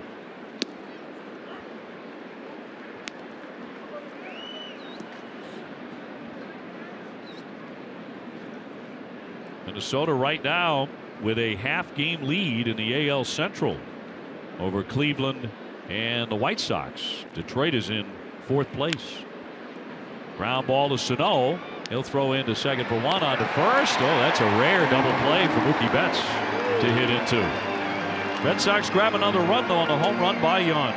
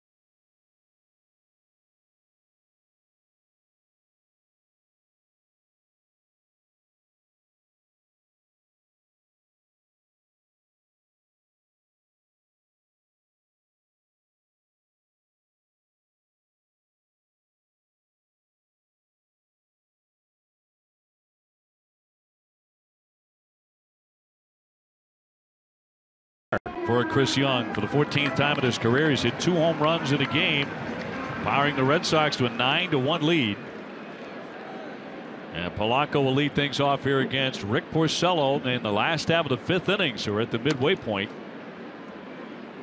The Sox have 10 hits on the board, 4 for the Twins. And they're 1 run, a home run by Grossman, solo shot in the 3rd inning. Polanco with a base hit, switch hitter, came in hitting .242.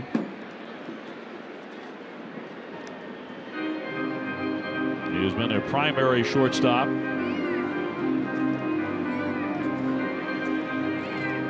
And a guy who can steal a base occasionally should he get on.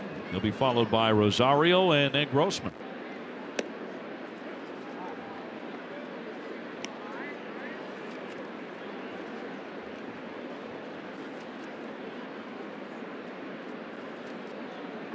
In the American League, the team with the best record is actually the Houston Astros at 20-10.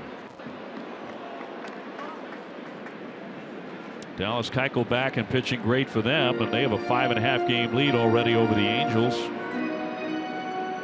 Minnesota, as we talked about last night, has been a surprise that they've played so well. At 15-12.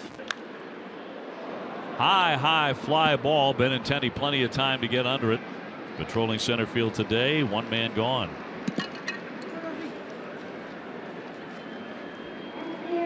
Well, tonight at 6:30, don't miss the Ultimate Red Sox show presented by AAA. Dave Dombrowski visiting the NESN Yawkey Way stage to talk baseball at TC. Hanley Ramirez sits down with Red Sox historian Gordon Eads. And a lot more tonight at 6:30 only on NESN.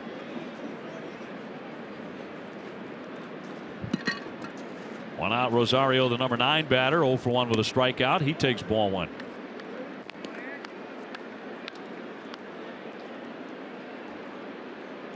And in all of baseball, team with the best record is the Washington Nationals. They're at 20-9.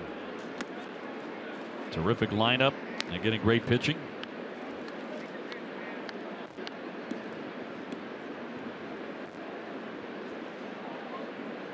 But, you know, the last few years, a lot of people have picked Washington, and they have yet to win. Into left center field, Benintendi backing up to the track, and an over-the-shoulder catch. Made that look easy, and they're 2 down. And that's really his comfort zone, isn't it? Center field. I mean, that's where he grew up, you know, in the minor leagues as a center fielder. He made that look very easy. Got an excellent jump on the ball. He's battling the sun a little bit. But just, you know, just got it tracked very nicely. And able to make the catch going back to the warning track. On Willie Mays' 86th birthday.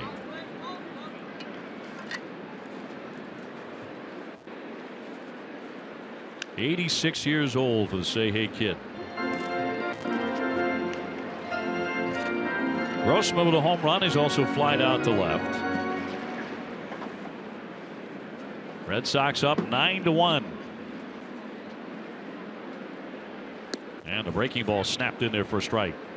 Yeah, not a lot of curveballs for Porcello today. With the lead, he's going a lot with the 2-seam fastball.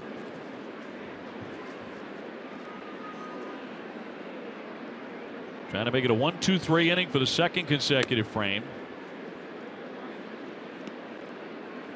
You made the point earlier, you know, there's some pitchers who just really know how to pitch with a lead. And he's one of those guys. Yeah, you know, that's the way you have to attack it.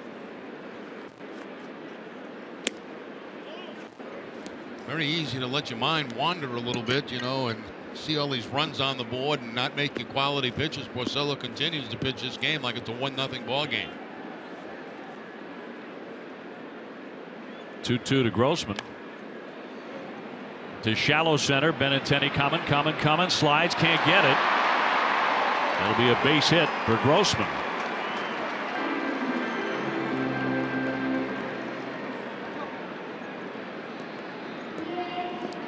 Looked like from up here that ball is going to be up high enough and long enough for Benintendi to catch up to it. He goes into the slide right here. He gets the glove on it, but it's off the finger of the glove. I bet you hit that same ball again, he makes the play. He just got the glove in the wrong spot. So Grossman on. He's 2 for 3. Here's Mauer. He has struck out and grounded to first. That's the Twins' 5th hit.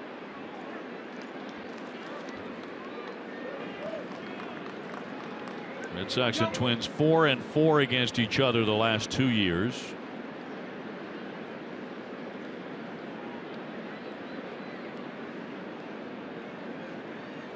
Red Sox all time against the Twins 304 wins, 307 losses. Line drive. Benintendi will handle this one. Side retired. One man left.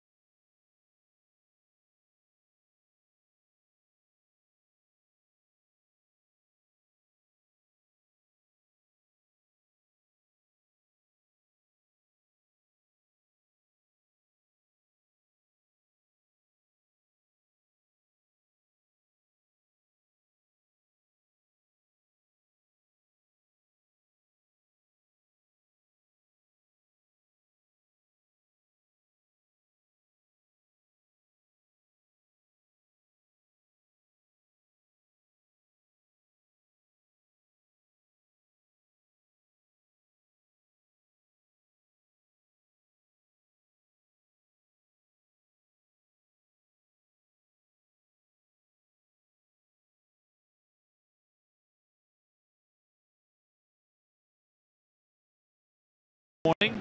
If you did, you can catch his special encore presentation tomorrow night at 9. Billy and Jenny heading to Brick and Ash and Newburyport to tell you 3 spots to hit up before, during, and after the game right around Fenway Park. And don't miss this and more on an all-new dining playbook tomorrow at 9. Actually, tonight at 9. Dining playbook driven by New England Chevy dealers. Dustin Pedroia will lead things off against an old buddy, old teammate, Craig Breslow. His 12th appearance. He's pitching well for these Twins, now 36 years old. Last season with the Red Sox, last of 5 was in 2015. Pitched for Miami last year and also in the minor leagues.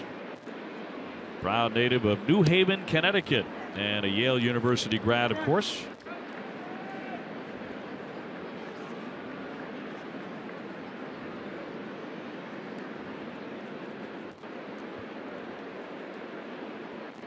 Pedroia with a 3-run double, first time up, and a high fly ball. That's deep for Kepler, but he's back there to make the catch for out number 1. Let's go to Guerin.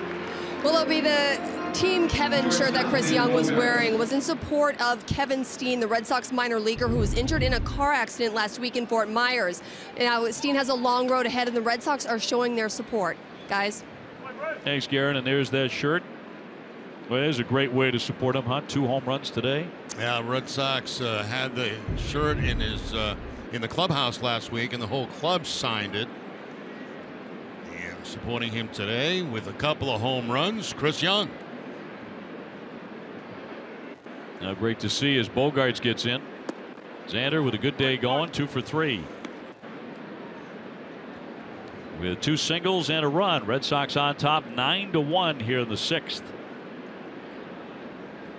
They knocked out Tepesh, the starter, in the 2nd inning with an 8-run frame. Biggest Red Sox inning in a couple of seasons.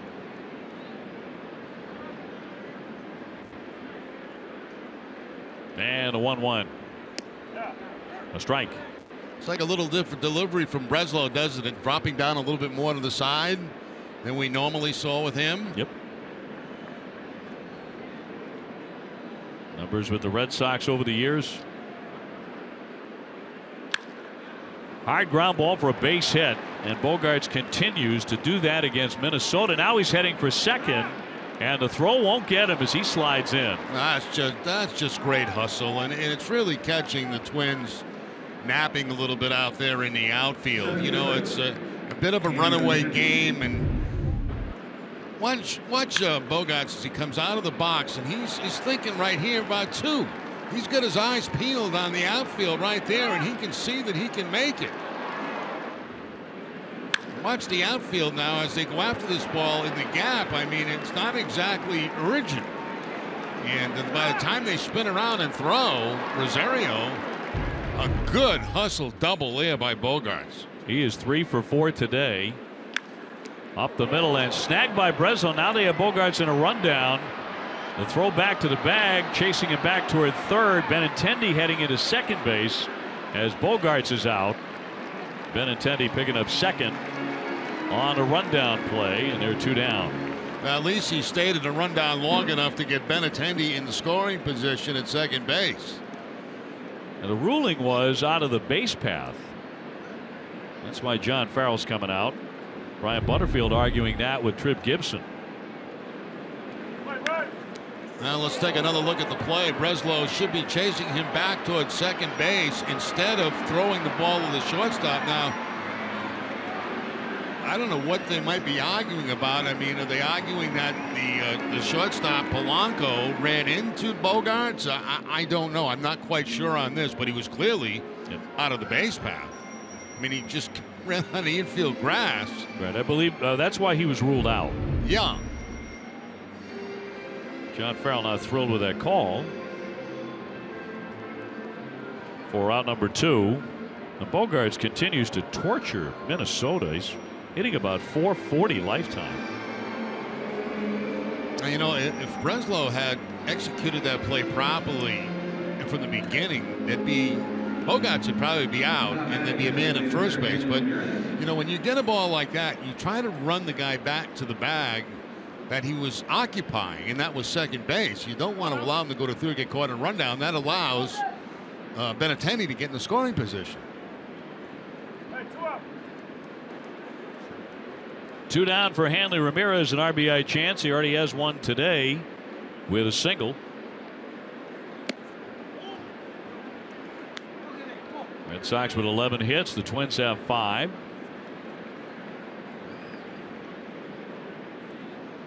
Red Sox with their biggest scoring day of the season so far with these 9 runs. Smack towards center field. Kepler has it lined up, though. He'll make the catch. Out number 3, the Red Sox will strand 1.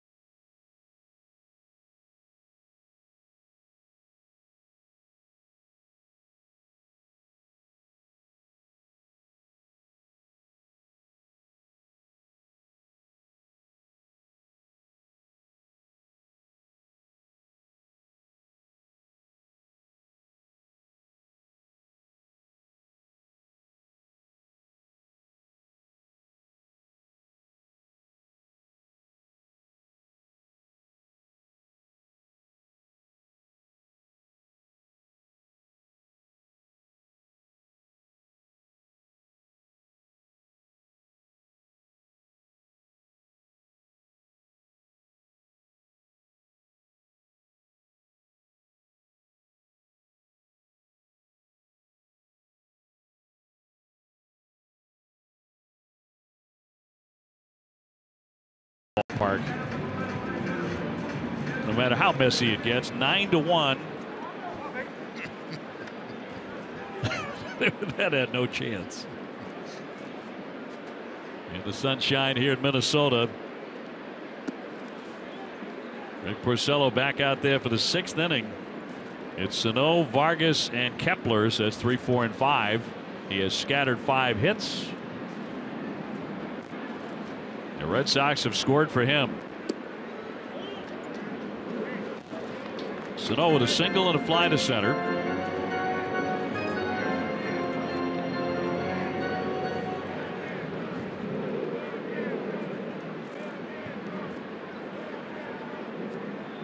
Porcello staying completely away from ball 4. No surprise there. And throwing a lot of strikes.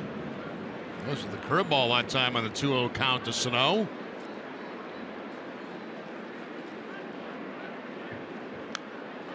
Kind of a half swing, and he fouls it back.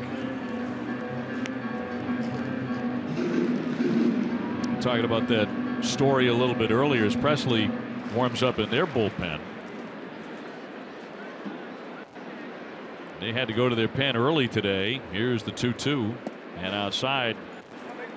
You know, when he was just starting to gain attention in the Dominican Republic, he was like 16 years old, but there's all that stuff going on about birth certificates and trying to nail down how old guys actually were. So they did x-rays of him to try and determine how old he was, and it was 16 and a half at the time. As he'll take a seat.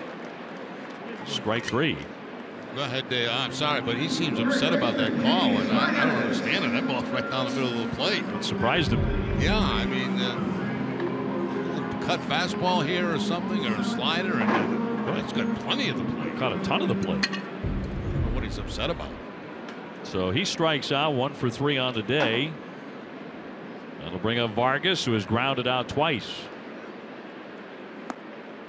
And that'll be low for ball 1. Red Sox trying to get back to 2 games over 500. They can with a win today. 1 more left here, 3 with Milwaukee. Then the Red Sox go home for a very quick homestand, just 3 games. Then it's on the road again to St. Louis and Oakland.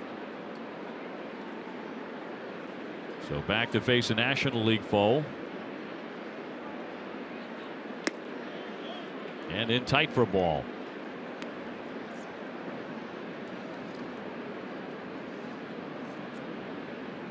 Sox will be facing one in Milwaukee. Right now the Brewers are right at 500. 2-1 and a big hack and a miss.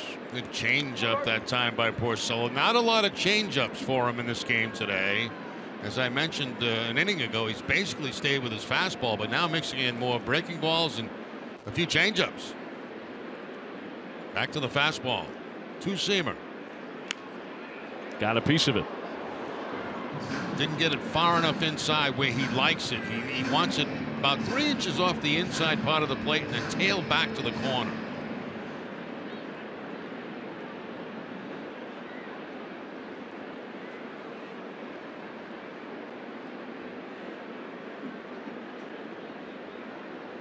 Rick working with Sandy Leon, and he'll be catching again tomorrow. And Sales on the hill. The 2-2. And stroke the other way. Long line drive to the corner and a fair ball. That's going to bounce up over the fence for an automatic double. So Vargas with a 2-bagger with 1 down. There's a case where he missed a spot again. You know, he wanted to go inside with that 2-seam fastball, but he leaves it away. You can see Leon. He wants it inside. That ball sails on him to the outside part of the plate, and Vargas, who hits him very well, is that ground rule double. Generally, you don't see Porcello miss by that much when he's shooting for that inside corner. Now the German-born outfielder Kepler, who has struck out and fly to left. He'll take ball 1.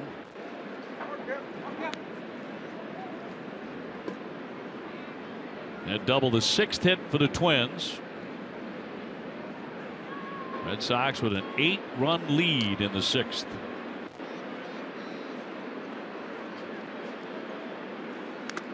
And foul away. And a big cut by Kepler.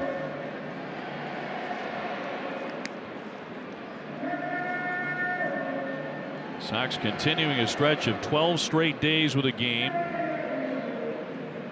They dropped the last 2. But exploded for 8 runs in the second inning here today.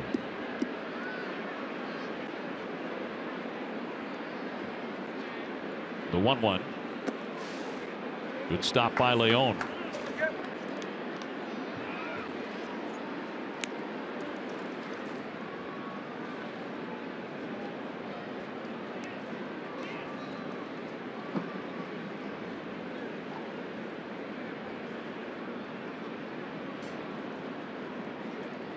Kepler with a couple of home runs.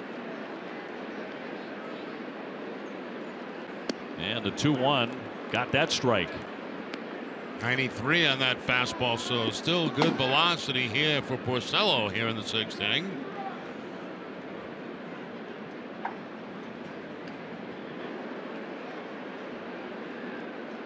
One area where the Red Sox have done well is in day games. They are 8-4 in day games this season. Had a lot of them early, of course. 2-2. Rip foul as he turned on that. Red Sox took no batting practice today prior to the ball game. They moved the buses back and let the players sleep in a little bit. Felt like, you know, sometimes that's a good thing. Managers elect to do that when the team's struggling a little bit. Let's just forget about hitting today. Let's just go out, play the game. Chili Davis likes what he sees today. Porcello looking for the K. The 2-2 to Kepler. Flared into right. Betts backing up, has it on the back pedal. Tagging up is Vargas, and he'll slide into third with 2 down. Attention, Red Sox Nation, is a reason why the Red Sox and the rest of America run on Dunkin'. Dunkin's iced coffee, consistently smooth and delicious. Dunkin' Donuts coffee, the #1 coffee in New England. The Boston Red Sox run on Dunkin'. So 2 down. Escobar will climb in next. He has whiffed and grounded to short, 0 for 2. And to third base for Minnesota. We're in the bottom of the 6th inning. Presley still throwing in their bullpen. So he'll be the next man in.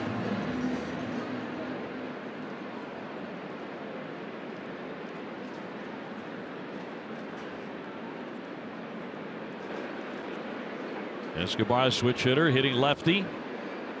But a man 90 feet away. Rip to right. Betts right there, makes the catch. And they fail to score. Vargas stranded at third base.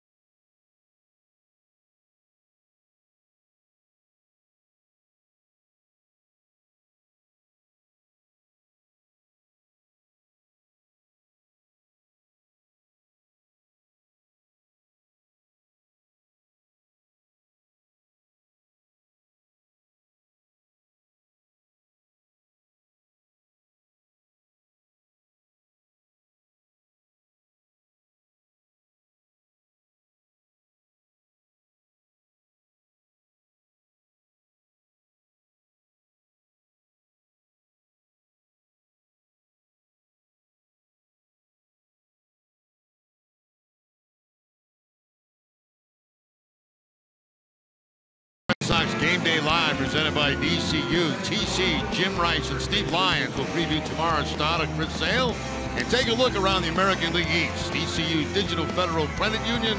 What can DCU save you? Top 7 coming up. Red Sox with a big 9-1 lead here in the middle game of the series. And he'll give the baseball to Ryan Presley, his 14th appearance, a sky-high ERA at 9.31. Lots of hits.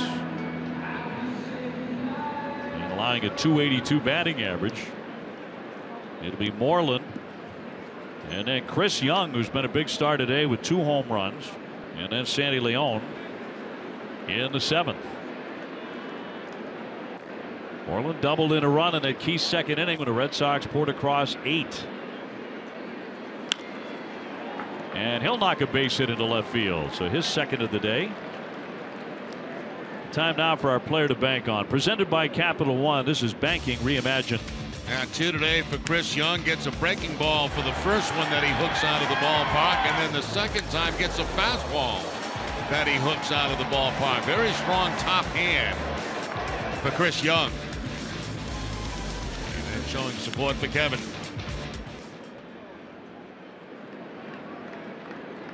So looking for a 3-homer game. Moreland is out and Marrero is going to run for him at first base. Devin Marrero, the pinch runner.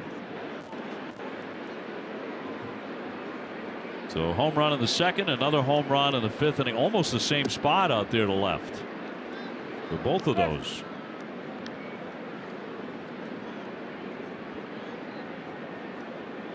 John Farrell getting him right back in the lineup after Young had pinch hit last night and tied the game with a 2-run single. That's paid off.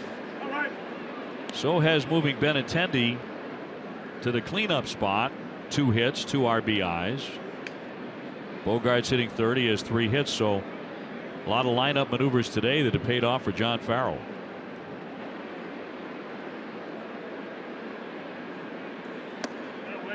As we like to say, there are a million of us who manage the Red Sox every day. And we all have different lineups and different ideas of how long a pitcher should go and who should come in at a different spot. It's nice to have one of these once in a while. Yeah. I'm sure John Farrell would agree. In there for a strike.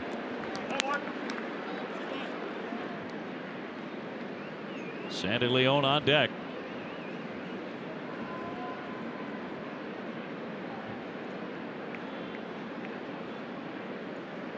It's an area the Red Sox, and today they're obviously doing it, need to improve on. Playing on the road. 4-7 on the road so far. Bounding ball, trying to smother at Vargas from the seat of his pants. Made a nice play there. Got the out. Down to second is Marrero. So 1 man gone. Import the NESN Red Sox calendar into your favorite calendar program, and don't miss another Red Sox game the rest of the season. You'll get automatic updates, game reminders, and more. Visit NESN.com/schedule to import the schedule today. Well, that was not the most graceful play at first base by Vargas, but it was certainly effective. He got the out. Kind of rolled over there. Yeah, he did. He just I wouldn't call that slick fielding, but certainly effective fielding. And Marrero advancing 90 feet. So the Sox trying to get to double figures in scoring for the first time this season. A chance to do it anyway on a base hit by Leon, who has gone 1 for 3. Trying to heat up again. Sandy can be a very, very streaky hitter. And when he's hot, he piles up hits in bunches. He's been cold as of late.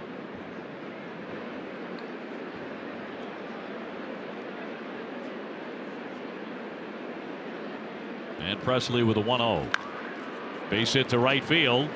Marrero to third. He'll stop there. Grossman likes to play shallow as he fires it in. Second hit today for Sandy Leon.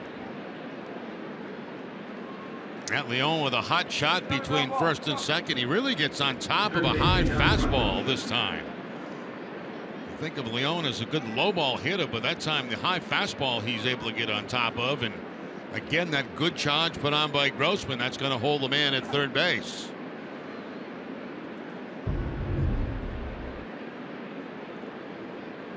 Rutledge is 0 for 2. He's also taking a walk. Sox now at 13 hits. And fouled off himself at home plate for strike one. Josh, the guy who hit the ground ball to short in the second inning that Polanco mishandled, went for an error, kept alive the inning, and the Red Sox would score a total of 8 runs in the second. 7 of them after that play, which would have been the third out.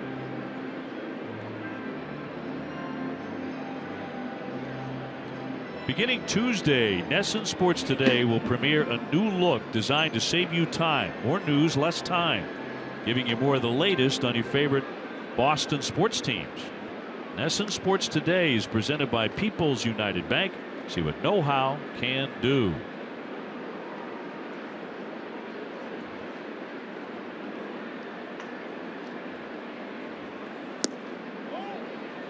One and one. Mookie Betts on deck. More news in less time. That means you got to speak quicker, right? If you're giving the news. It might. Tune in and find out. Next week. 2 balls and a strike on Rutledge.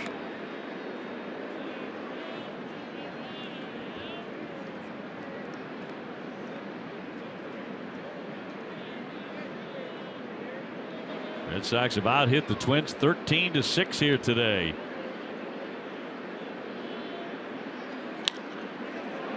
That's going to be looped into the outfield into left center and dropped down for a base hit. That'll bring in Marrero, and the Red Sox have their 10th run today on the single and the RBI by Rutledge.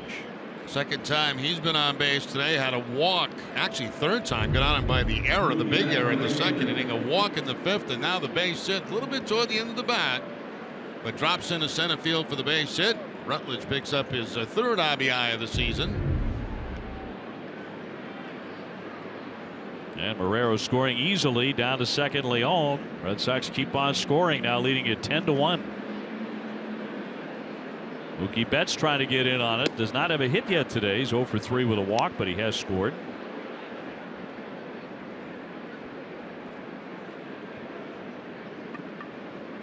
A big day for the Red Sox offense, and they needed it.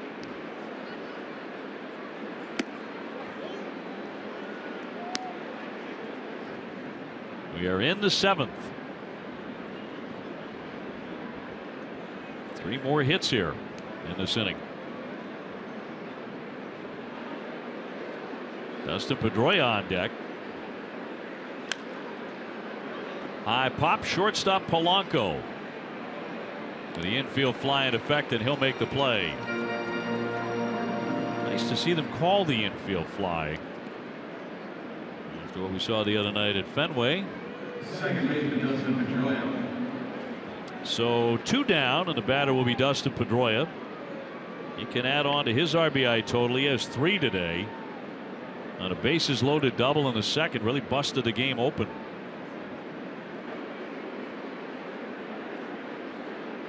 First and second, 2 down, and he takes ball 1.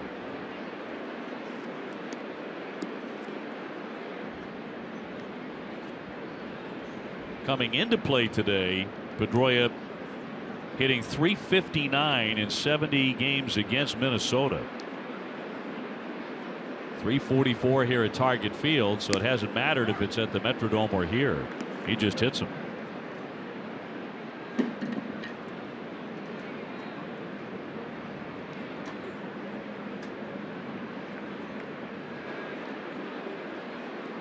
Twins have a lot of trouble with Pedroia and Bogaerts in particular. And that's high and tight. Almost dove into that fastball at 95 miles an hour up and in against Pedroia.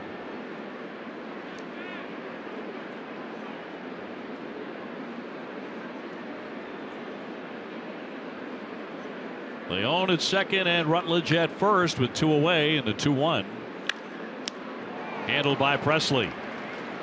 Underhand flip, retires the side, but the Red Sox grab another and now lead it 10-1.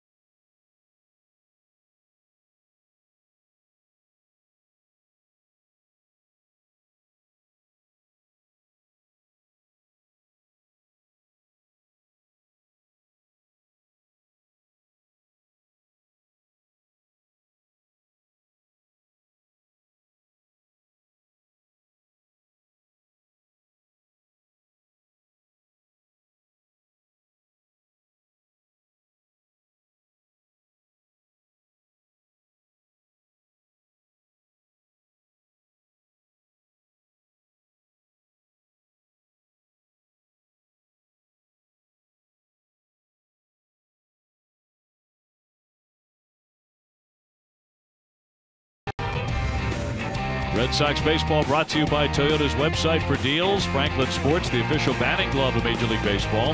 Lane Ridge Park Casino, 45 minutes from Boston. Subaru Retailers of New England. And by Bedgear, the official performance betting partner of the Boston Red Sox.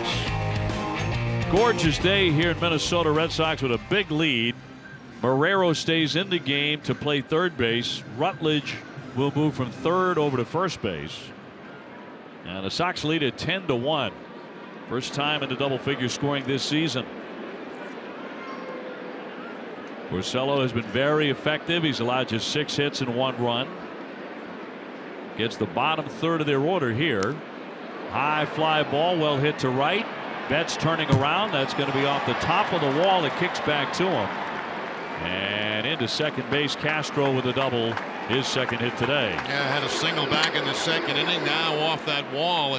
It's kind of a funny wall out there. Plays differently. It's, you know, it's got the soft padding down below where the players run into, but then above that it gets very hard, as you can see. And you see these seats, how they jet out. That ball right on top of the padding of the wall and bounces right to Mookie Betts, but the easy 2-base hit. A lot of stuff out there in right field. Yeah, a lot of different surfaces. Downstairs, a ball to Polanco, who has singled and fly to center.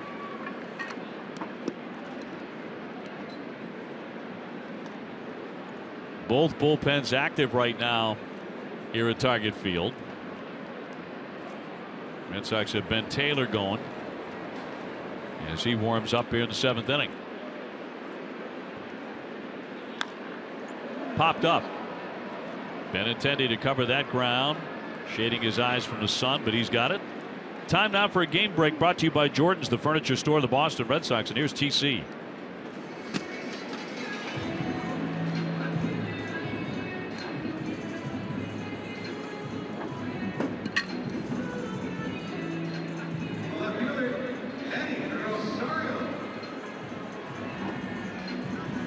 TC, they have been a little better. They've gone 5-5 in their last 10. That's a step forward for Toronto. The way their season began just dreadfully. Still 9 games back of the Yankees. But it's still early. Rosario now. He has struck out and flied out. He has swung a good bat for them. And rolls a foul for strike 1. Yeah, right now he's got a 15-game hitting streak on the line. Hitting out of that 9 spot in the batting order. Minnesota's pen is also active. Tompkin throwing. Right-hander.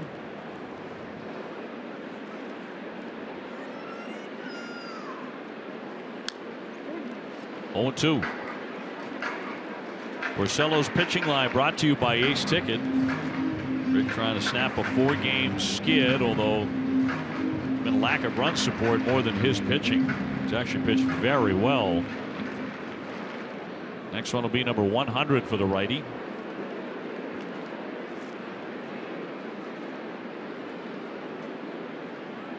He's gotten runs today.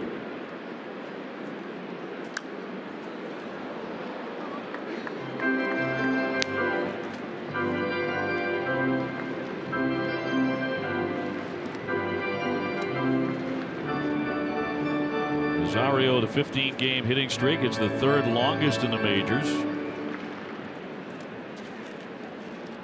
Mike Trout, by the way, number 117 in a row. And the 0-2 stopped by Leon, and a runner will hold at second. Nice block by Sandy Leon. As we mentioned many times, that curveball is going to come back toward the catcher, and Leon bouncing out, blocking the ball.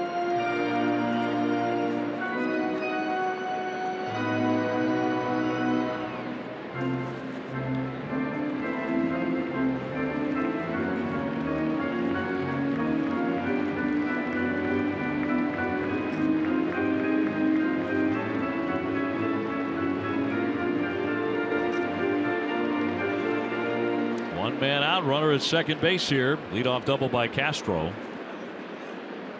But Porcello trying to strike out Rosario for the 2nd time. Instead, he hits a high fly down the right field line.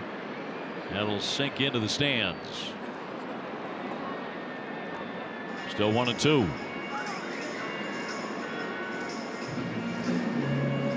He lost the cap.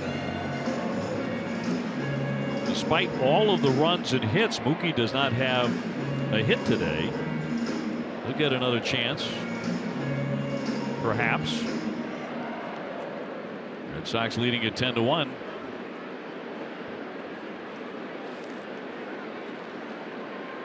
And a 1-2 again to Rosario. This one fair to center field. It hangs up for Benintendi. Runner will go back to second base, and they're 2 away. Benintendi's been very busy out there in center field today. A lot of fly balls out in his direction. Well, you talked about how comfortable he looks out there. Yeah, he really does. I mean, he actually looks comfortable everywhere he plays. He looks very comfortable in left field at Fenway Park. But you can tell the confidence he has in center field because he's played there.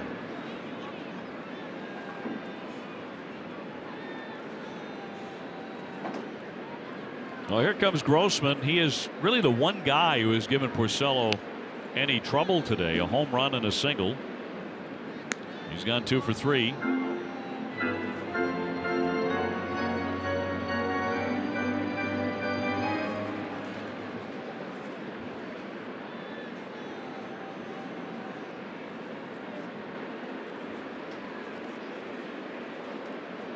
And the 0-1 pitch from Rick Porcello going after his 2nd win. Foul out of play.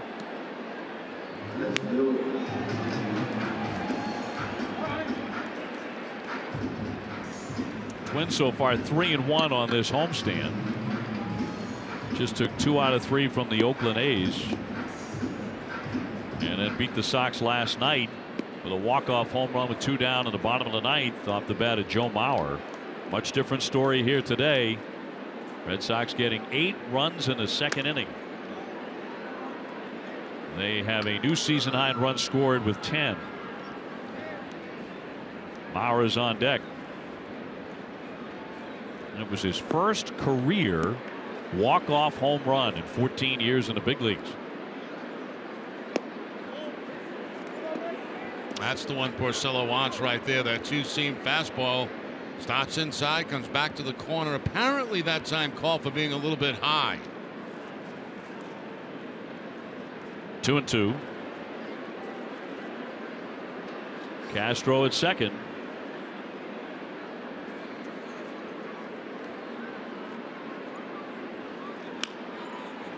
Floated down the line, headed foul. Grossman missing what would have been his 3rd hit today.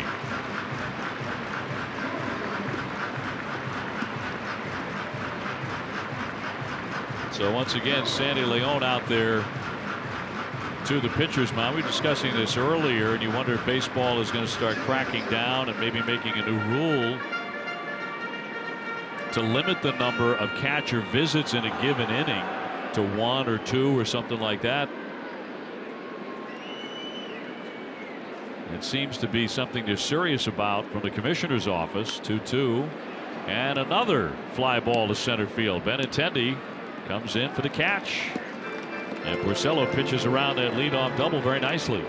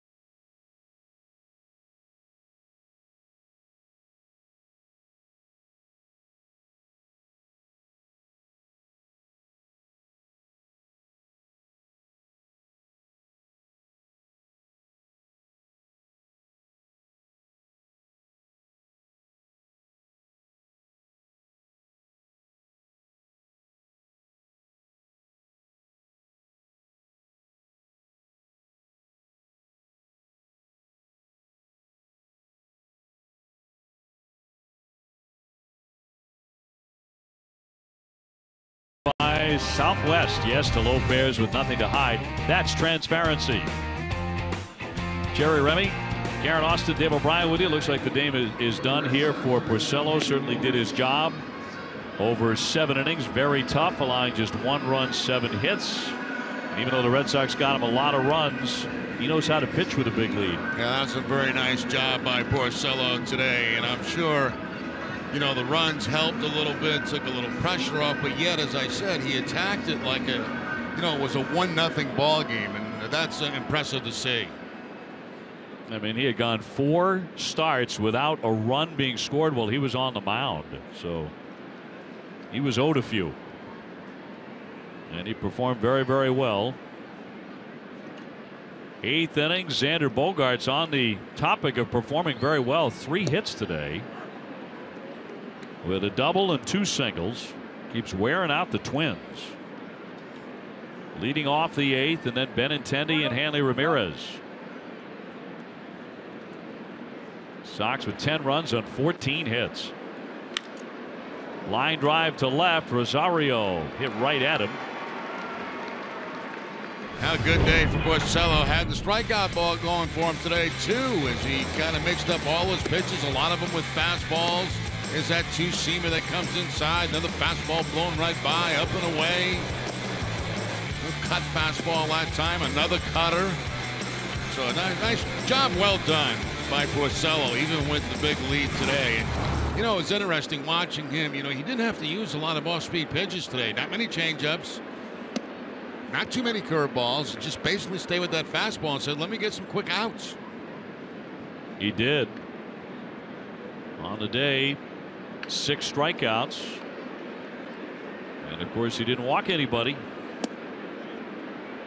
which is typical for Rick. Benintendi with a 2-run double and a single today. He's 2 for 4 as the cleanup man for the first time.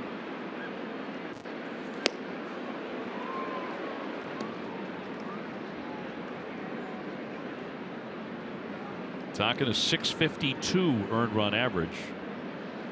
He's been in the Twins organization for 10 years, not all in the major leagues, but between the minor leagues and the big leagues.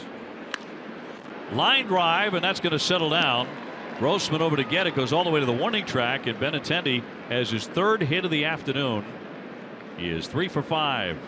Yeah, a lot of guys having big afternoons for the Red Sox, led by Chris Young, but Bogarts with 3 hits. Benintendi picks up his 3rd hit. Top spin line drive. That ball away from him. He hooks it. Already with 5 3-hit games. Of course, he has a 5 for 5 game as well. Comfortable indeed at the major league level. And now Hanley Ramirez 1 for 4 with an RBI single. Here's one of the unwritten rules of baseball right now, where you have a 9-run lead and you have the first baseman playing off. He's not even holding Benintendi on. You don't run in this situation.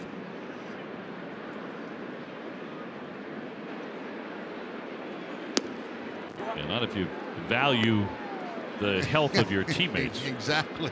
Or your own. The guy at the plate or your own. You're right.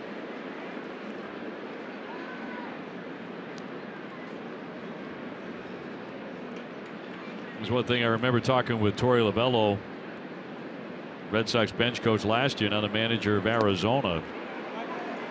Swing and a miss, and Hanley Ramirez goes down on strikes. And he was so impressed with Mookie Betts and Mookie's curiosity. The questions that he would ask would often be questions like that, like, given the score and given the situation, is it appropriate for me to run? It was interesting because all the brouhaha that was going on with the Orioles this past week, for those of us who have been around the game a long time, not much of that came as a surprise. But I was reading comments in the paper by Mookie saying, I never experienced anything like this in the minor leagues. This was all new to me, and it's true. You kind of learn a little bit about stuff like that at the major league level.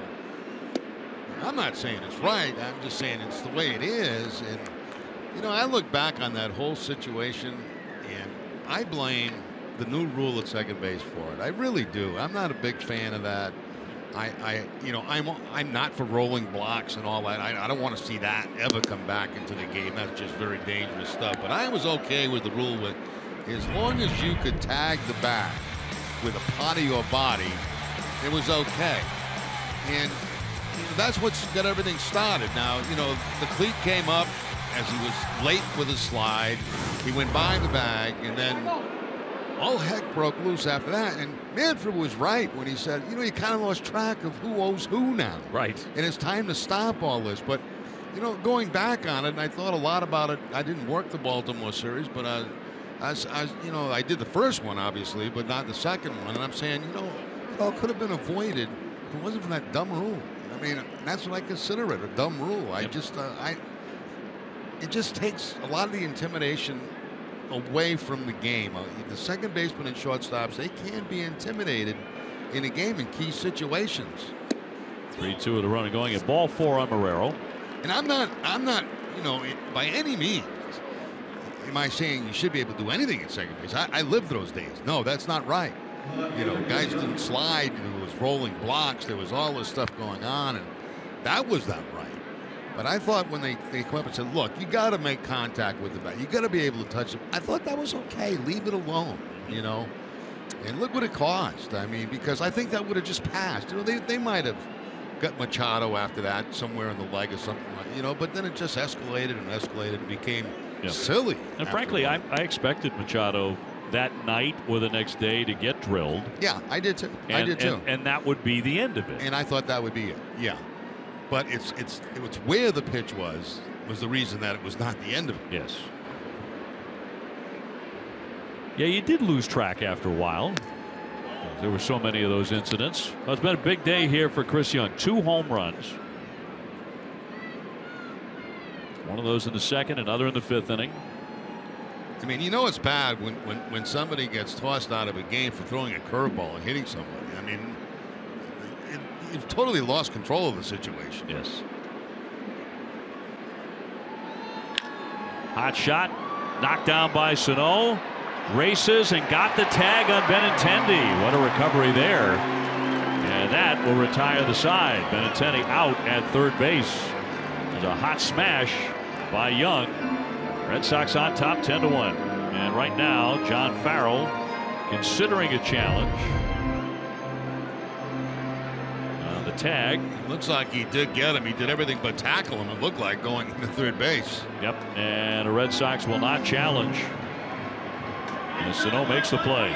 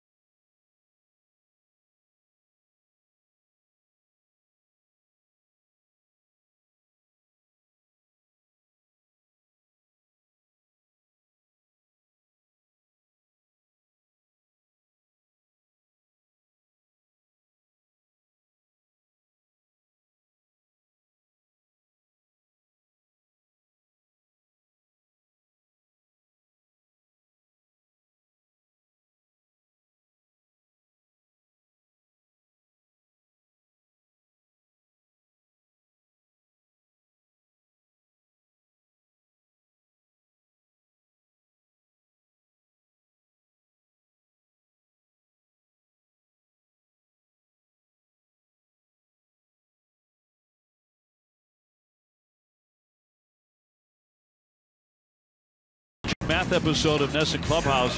Dustin Pedroia dishes on the secret to winning a Fitbit challenge, and Williams College will teach us the best path to take around the bases, which is fascinating. Jerry, he thinks it might be something different, a different route to take, maybe. Yeah, I'm wondering if you go to like second to first to third home. I don't know. Well, you know, those folks at Williams College are always working on something. Catch it all tomorrow afternoon at 12:30. All new Nesson Clubhouse presented by Delta Dental of Massachusetts. I mean, I'd like to see that. I really would. Bottom of the 8th inning. Mauer leading off. Ben Taylor, the new Red Sox pitcher. The right-hander deals strike one. Mauer to be followed by Sano and then Vargas. Sox up big here, 10-1 in the 8th. Been a real fun day for the Red Sox offense. Rick Porcello in line for the win. Major changes in the lineup made by John Farrell.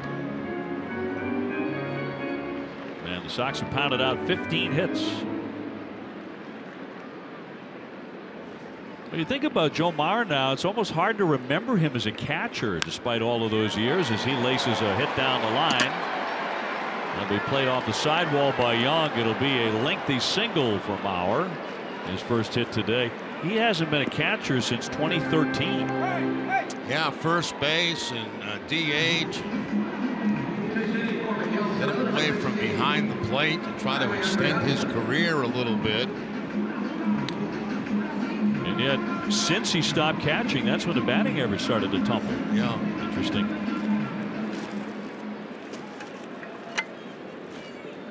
Ire Andreazza will step in as the pinch hitter for Sano.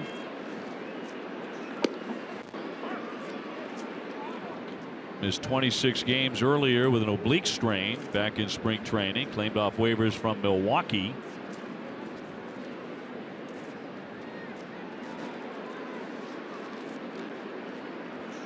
Andreazza will take that one down and in for a ball.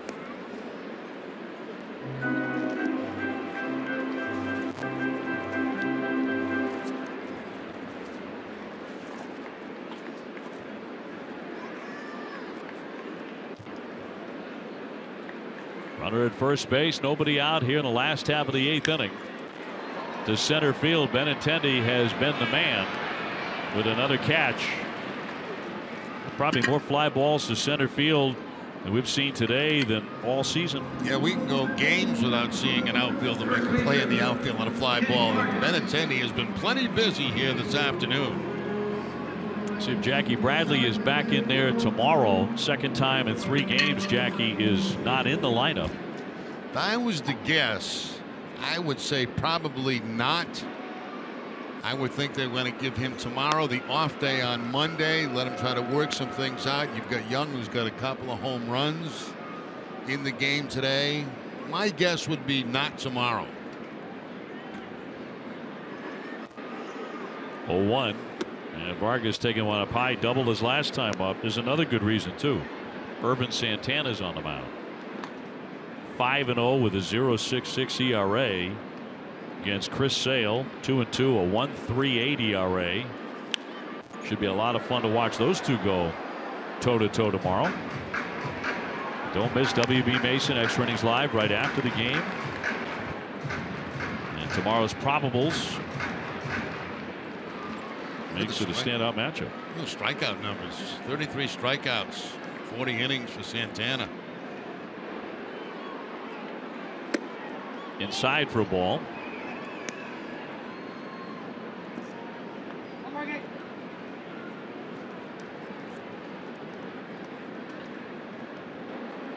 Vargas 1 for 3 with a 2-base hit. He has Maurer on at first. And there's Pedroia to Bogarts, 1 on to first. Red Sox turn to double play. And the side is retired. We move on to the 9th. 10-1 Boston.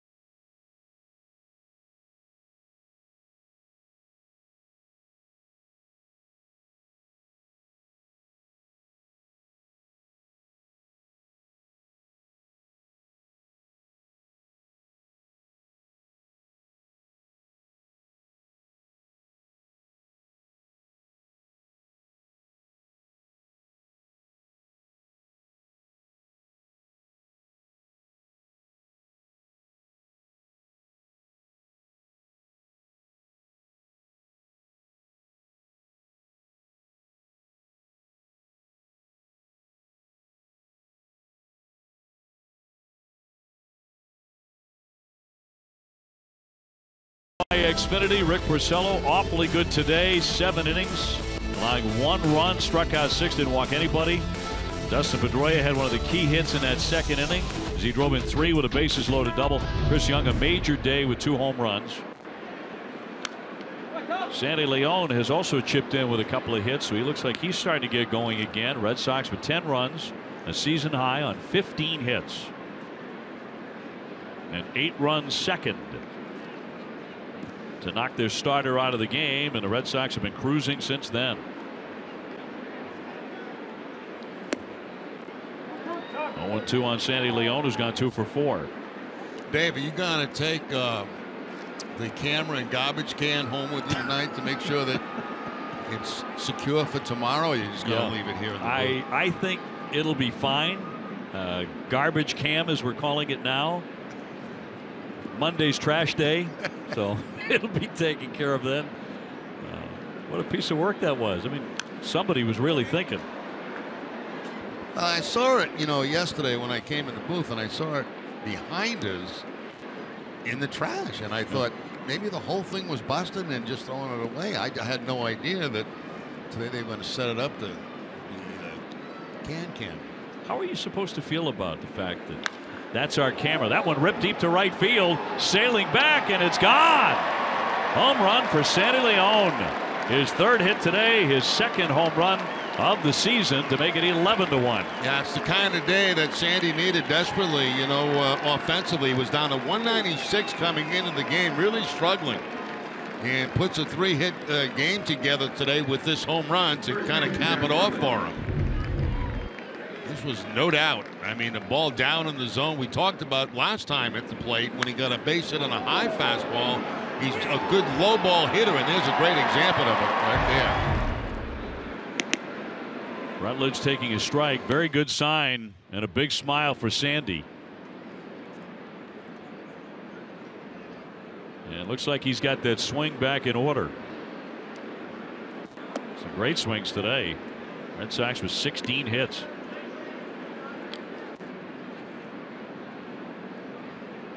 And he'll be back in there tomorrow, catching Chris Sale. Fouled off by Rutledge. He has an RBI single. He's got 1 for 3 here this afternoon. Xander Bogaerts has 3 hits. Andrew Benintendi with 3 hits. Chris Young with 2 home runs. Sandy with 3 hits.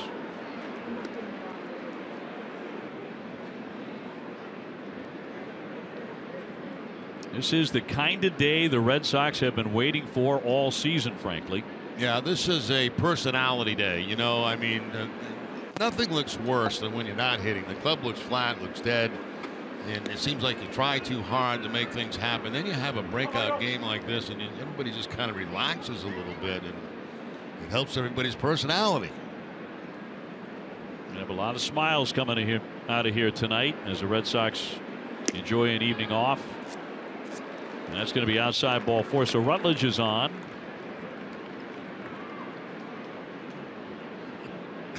They'll miss W.B. Mason extra innings live right after the game. Now Hanley's upset. Right? He said, enough of Hanley. Put the camera on the field. He's only kidding. He's only kidding. Whatever, whenever, wherever, who but W.B. Mason. Top of the order now. Mookie Betts trying to break through into that hit column. I'll hear about that tomorrow, Oh, sure you will. I'll be in the clubhouse, and I guarantee Hanley will say, what do you got the camera on me for all the time? I don't run the camera.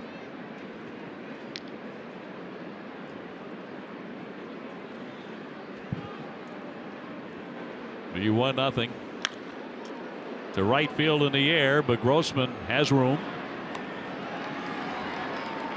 1 away in the 9th. So Mookie in a leadoff spot. Quiet day for him, although he did draw a key walk in the 2nd inning and came in to score when the Red Sox scored 8 runs on 7 hits in that inning. Dustin Pedroia with a huge one, a bases loaded double.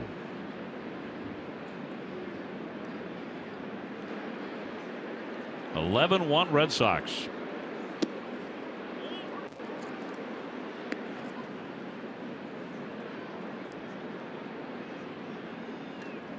Pedroia also with a walk in the 1st inning, and he stole a base. Chris Young, 2 home runs.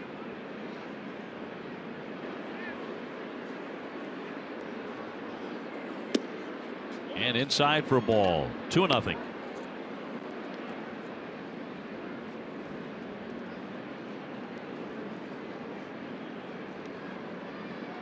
Xander Bogaerts is on deck. He's got a chance, if he bats in this inning, to have a 4-hit day. And even his last at bat in the 8th, he smoked a line drive that was caught by Rosario. Yeah, that ball was hit very, very hard his last time up. One of those sinking line drives.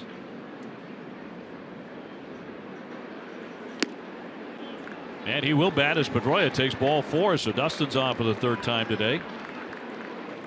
And here comes Paul Molitor. And he's going to want someone else to try and figure out Xander Bogaerts, who just loves to hit here.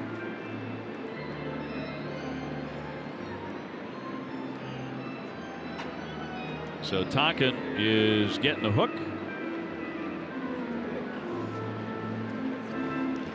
And he's going to bring in Jimenez, the backup catcher. He came out of the dugout. We were looking out in the bullpen. There's no one warming up, and like, what's going on here? That's what I was going to say. I said there's nobody loosening in the bullpen. You're just going to bring somebody in cold? Yeah. Well, he's going to his bench and a non-pitcher. Now, I've never done this, but this is really weird. It has to feel strange. We'll be back in just a moment. Red Sox up 11-1.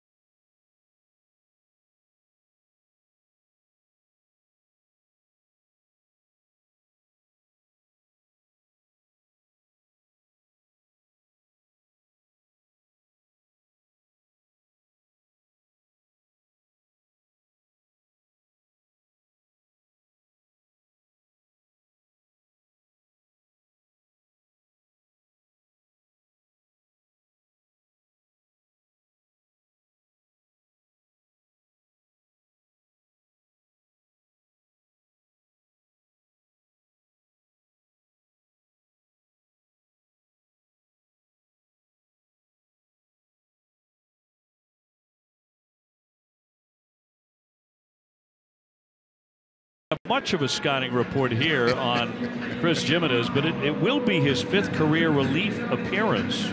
And he appeared earlier this season back in April against the Tigers. 3rd of an inning, he got a flyout. He's a go-to guy, I guess. Yeah. But, you know, it's funny, all the preparation that the teams have on pitches, and you can see, and hitters automatically go to their hitting coach.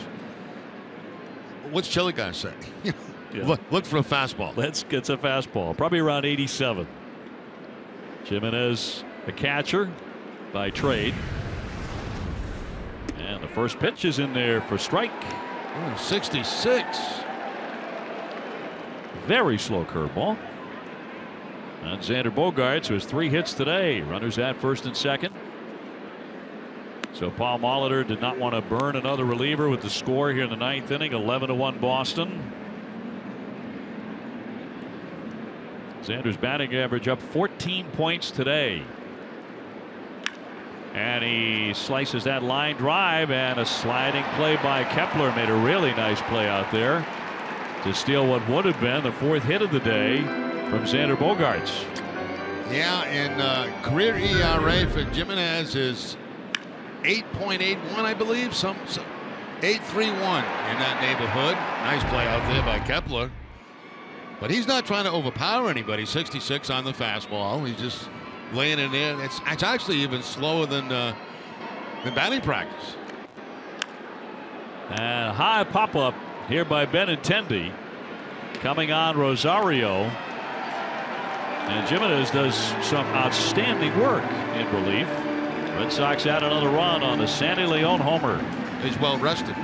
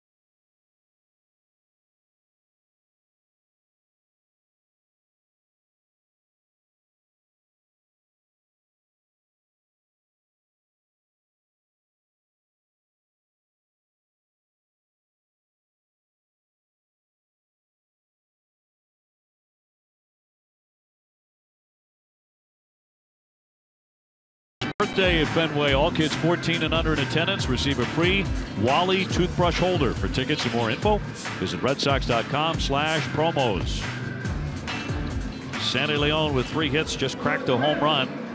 The Red Sox blowing up today for 16 hits and 11 runs. Season high in runs. Fernando Abad brought in to finish it up as we go to the bottom half of the 9th inning. Red Sox on the verge of tying up this series at 1 game apiece, with Chris Sale going tomorrow in the last game here in Minnesota. Max Kepler lead it off, hitless today. The other part of the story was Rick Porcello, very strong, 7 innings, 1 run, 6 Ks, no walks. And the Red Sox scoring for Rick.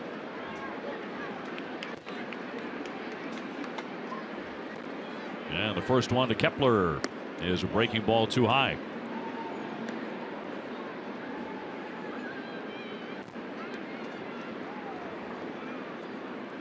So the Red Sox hoping to build on this heading into Sunday. In there for a strike. Abad following Ben Taylor. So the bullpen will not be needed much today.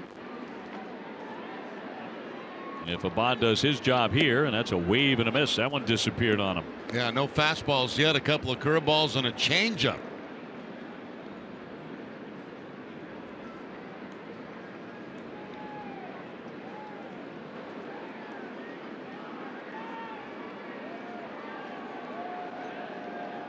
And the 1-2 pitch from the left-hander.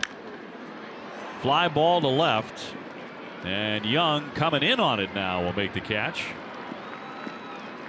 1 away. Red Sox fans, a rare opportunity. You can submit a video showing lots of personality edited into a commercial showing players' personalities. Top video airs as a Red Sox commercial on NESN, and a winning fan gets $1,000 and a visit to our broadcast booth. Go to NESNnext.com and upload your video today.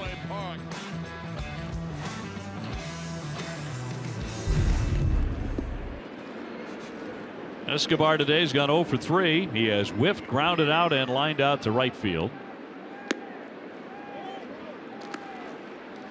Red Sox with their biggest scoring inning in a couple of years, with those 8 runs in the second. And they have had a lot of fun today here in Minnesota. It's a game the Red Sox really needed, as John Farrell shuffled the lineup. Put Mookie Betts at the very top, Pedroia batting second, Bogarts third, Benintendi in the 4th spot. It has paid off.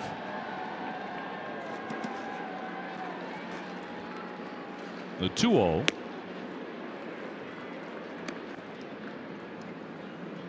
So tomorrow, looking like Chris Sale will go for the series win against Irvin Santana. Both of those pitchers have been absolutely brilliant. The 2-1. Now 3 balls and a strike on Escobar.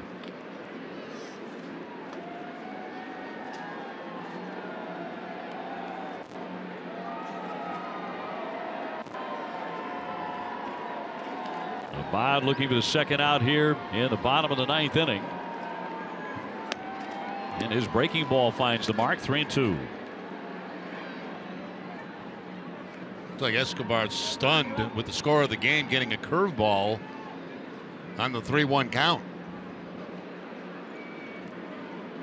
Switch hitter turning over, batting right-handed, and pokes a foul out of play.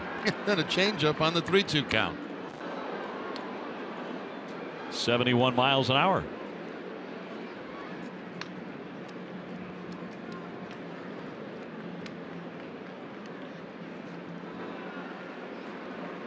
The catcher Castro on deck, and the 3-2 now from the lefty. Spoil that one out of play. Once again, the weather's supposed to be just perfect tomorrow. Lots of sunshine here in Minneapolis. As the Red Sox will complete the series, enjoy a day off Monday in Milwaukee, and play the Brewers 3 times. Another National League foe coming up. 3-2 coming now from the left-hander. Popped him up. Rutledge, who had moved over to play first base, will make that catch, and there are 2 down in the 9th. So the Sox an out away from what will be a very, very satisfying victory.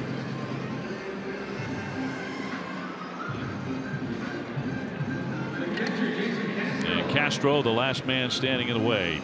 He has gone 2 for 3 today with a single and a double. With just 8 hits for the Twins.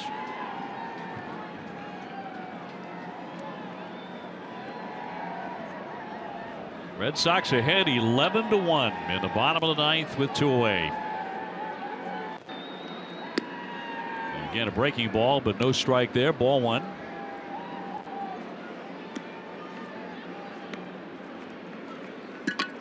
Bases are empty for Minnesota.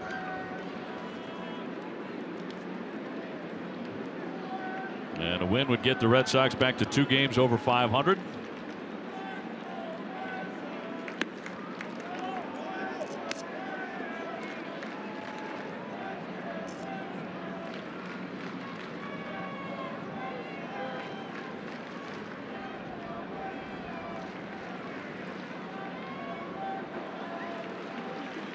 And Abad home with a 2-0 to Castro. That's a strike. Once again, a 2-0 count, and he goes to the curveball, and he's got these hitters thinking, what's going on? Got a big lead, throw fastballs. He's not. He's throwing curveballs, changeups, and then trying to sneak the fastball by him. And his 2-1. High fly ball into left field. That should do it. Young in on it near the line, and that's a win for the Boston Red Sox today. An 8-run second really salted this one away. Lots of offense today with a new look lineup. Young with 2 big home runs, and TC, the Red Sox sail in this one 11-1 to even up the series.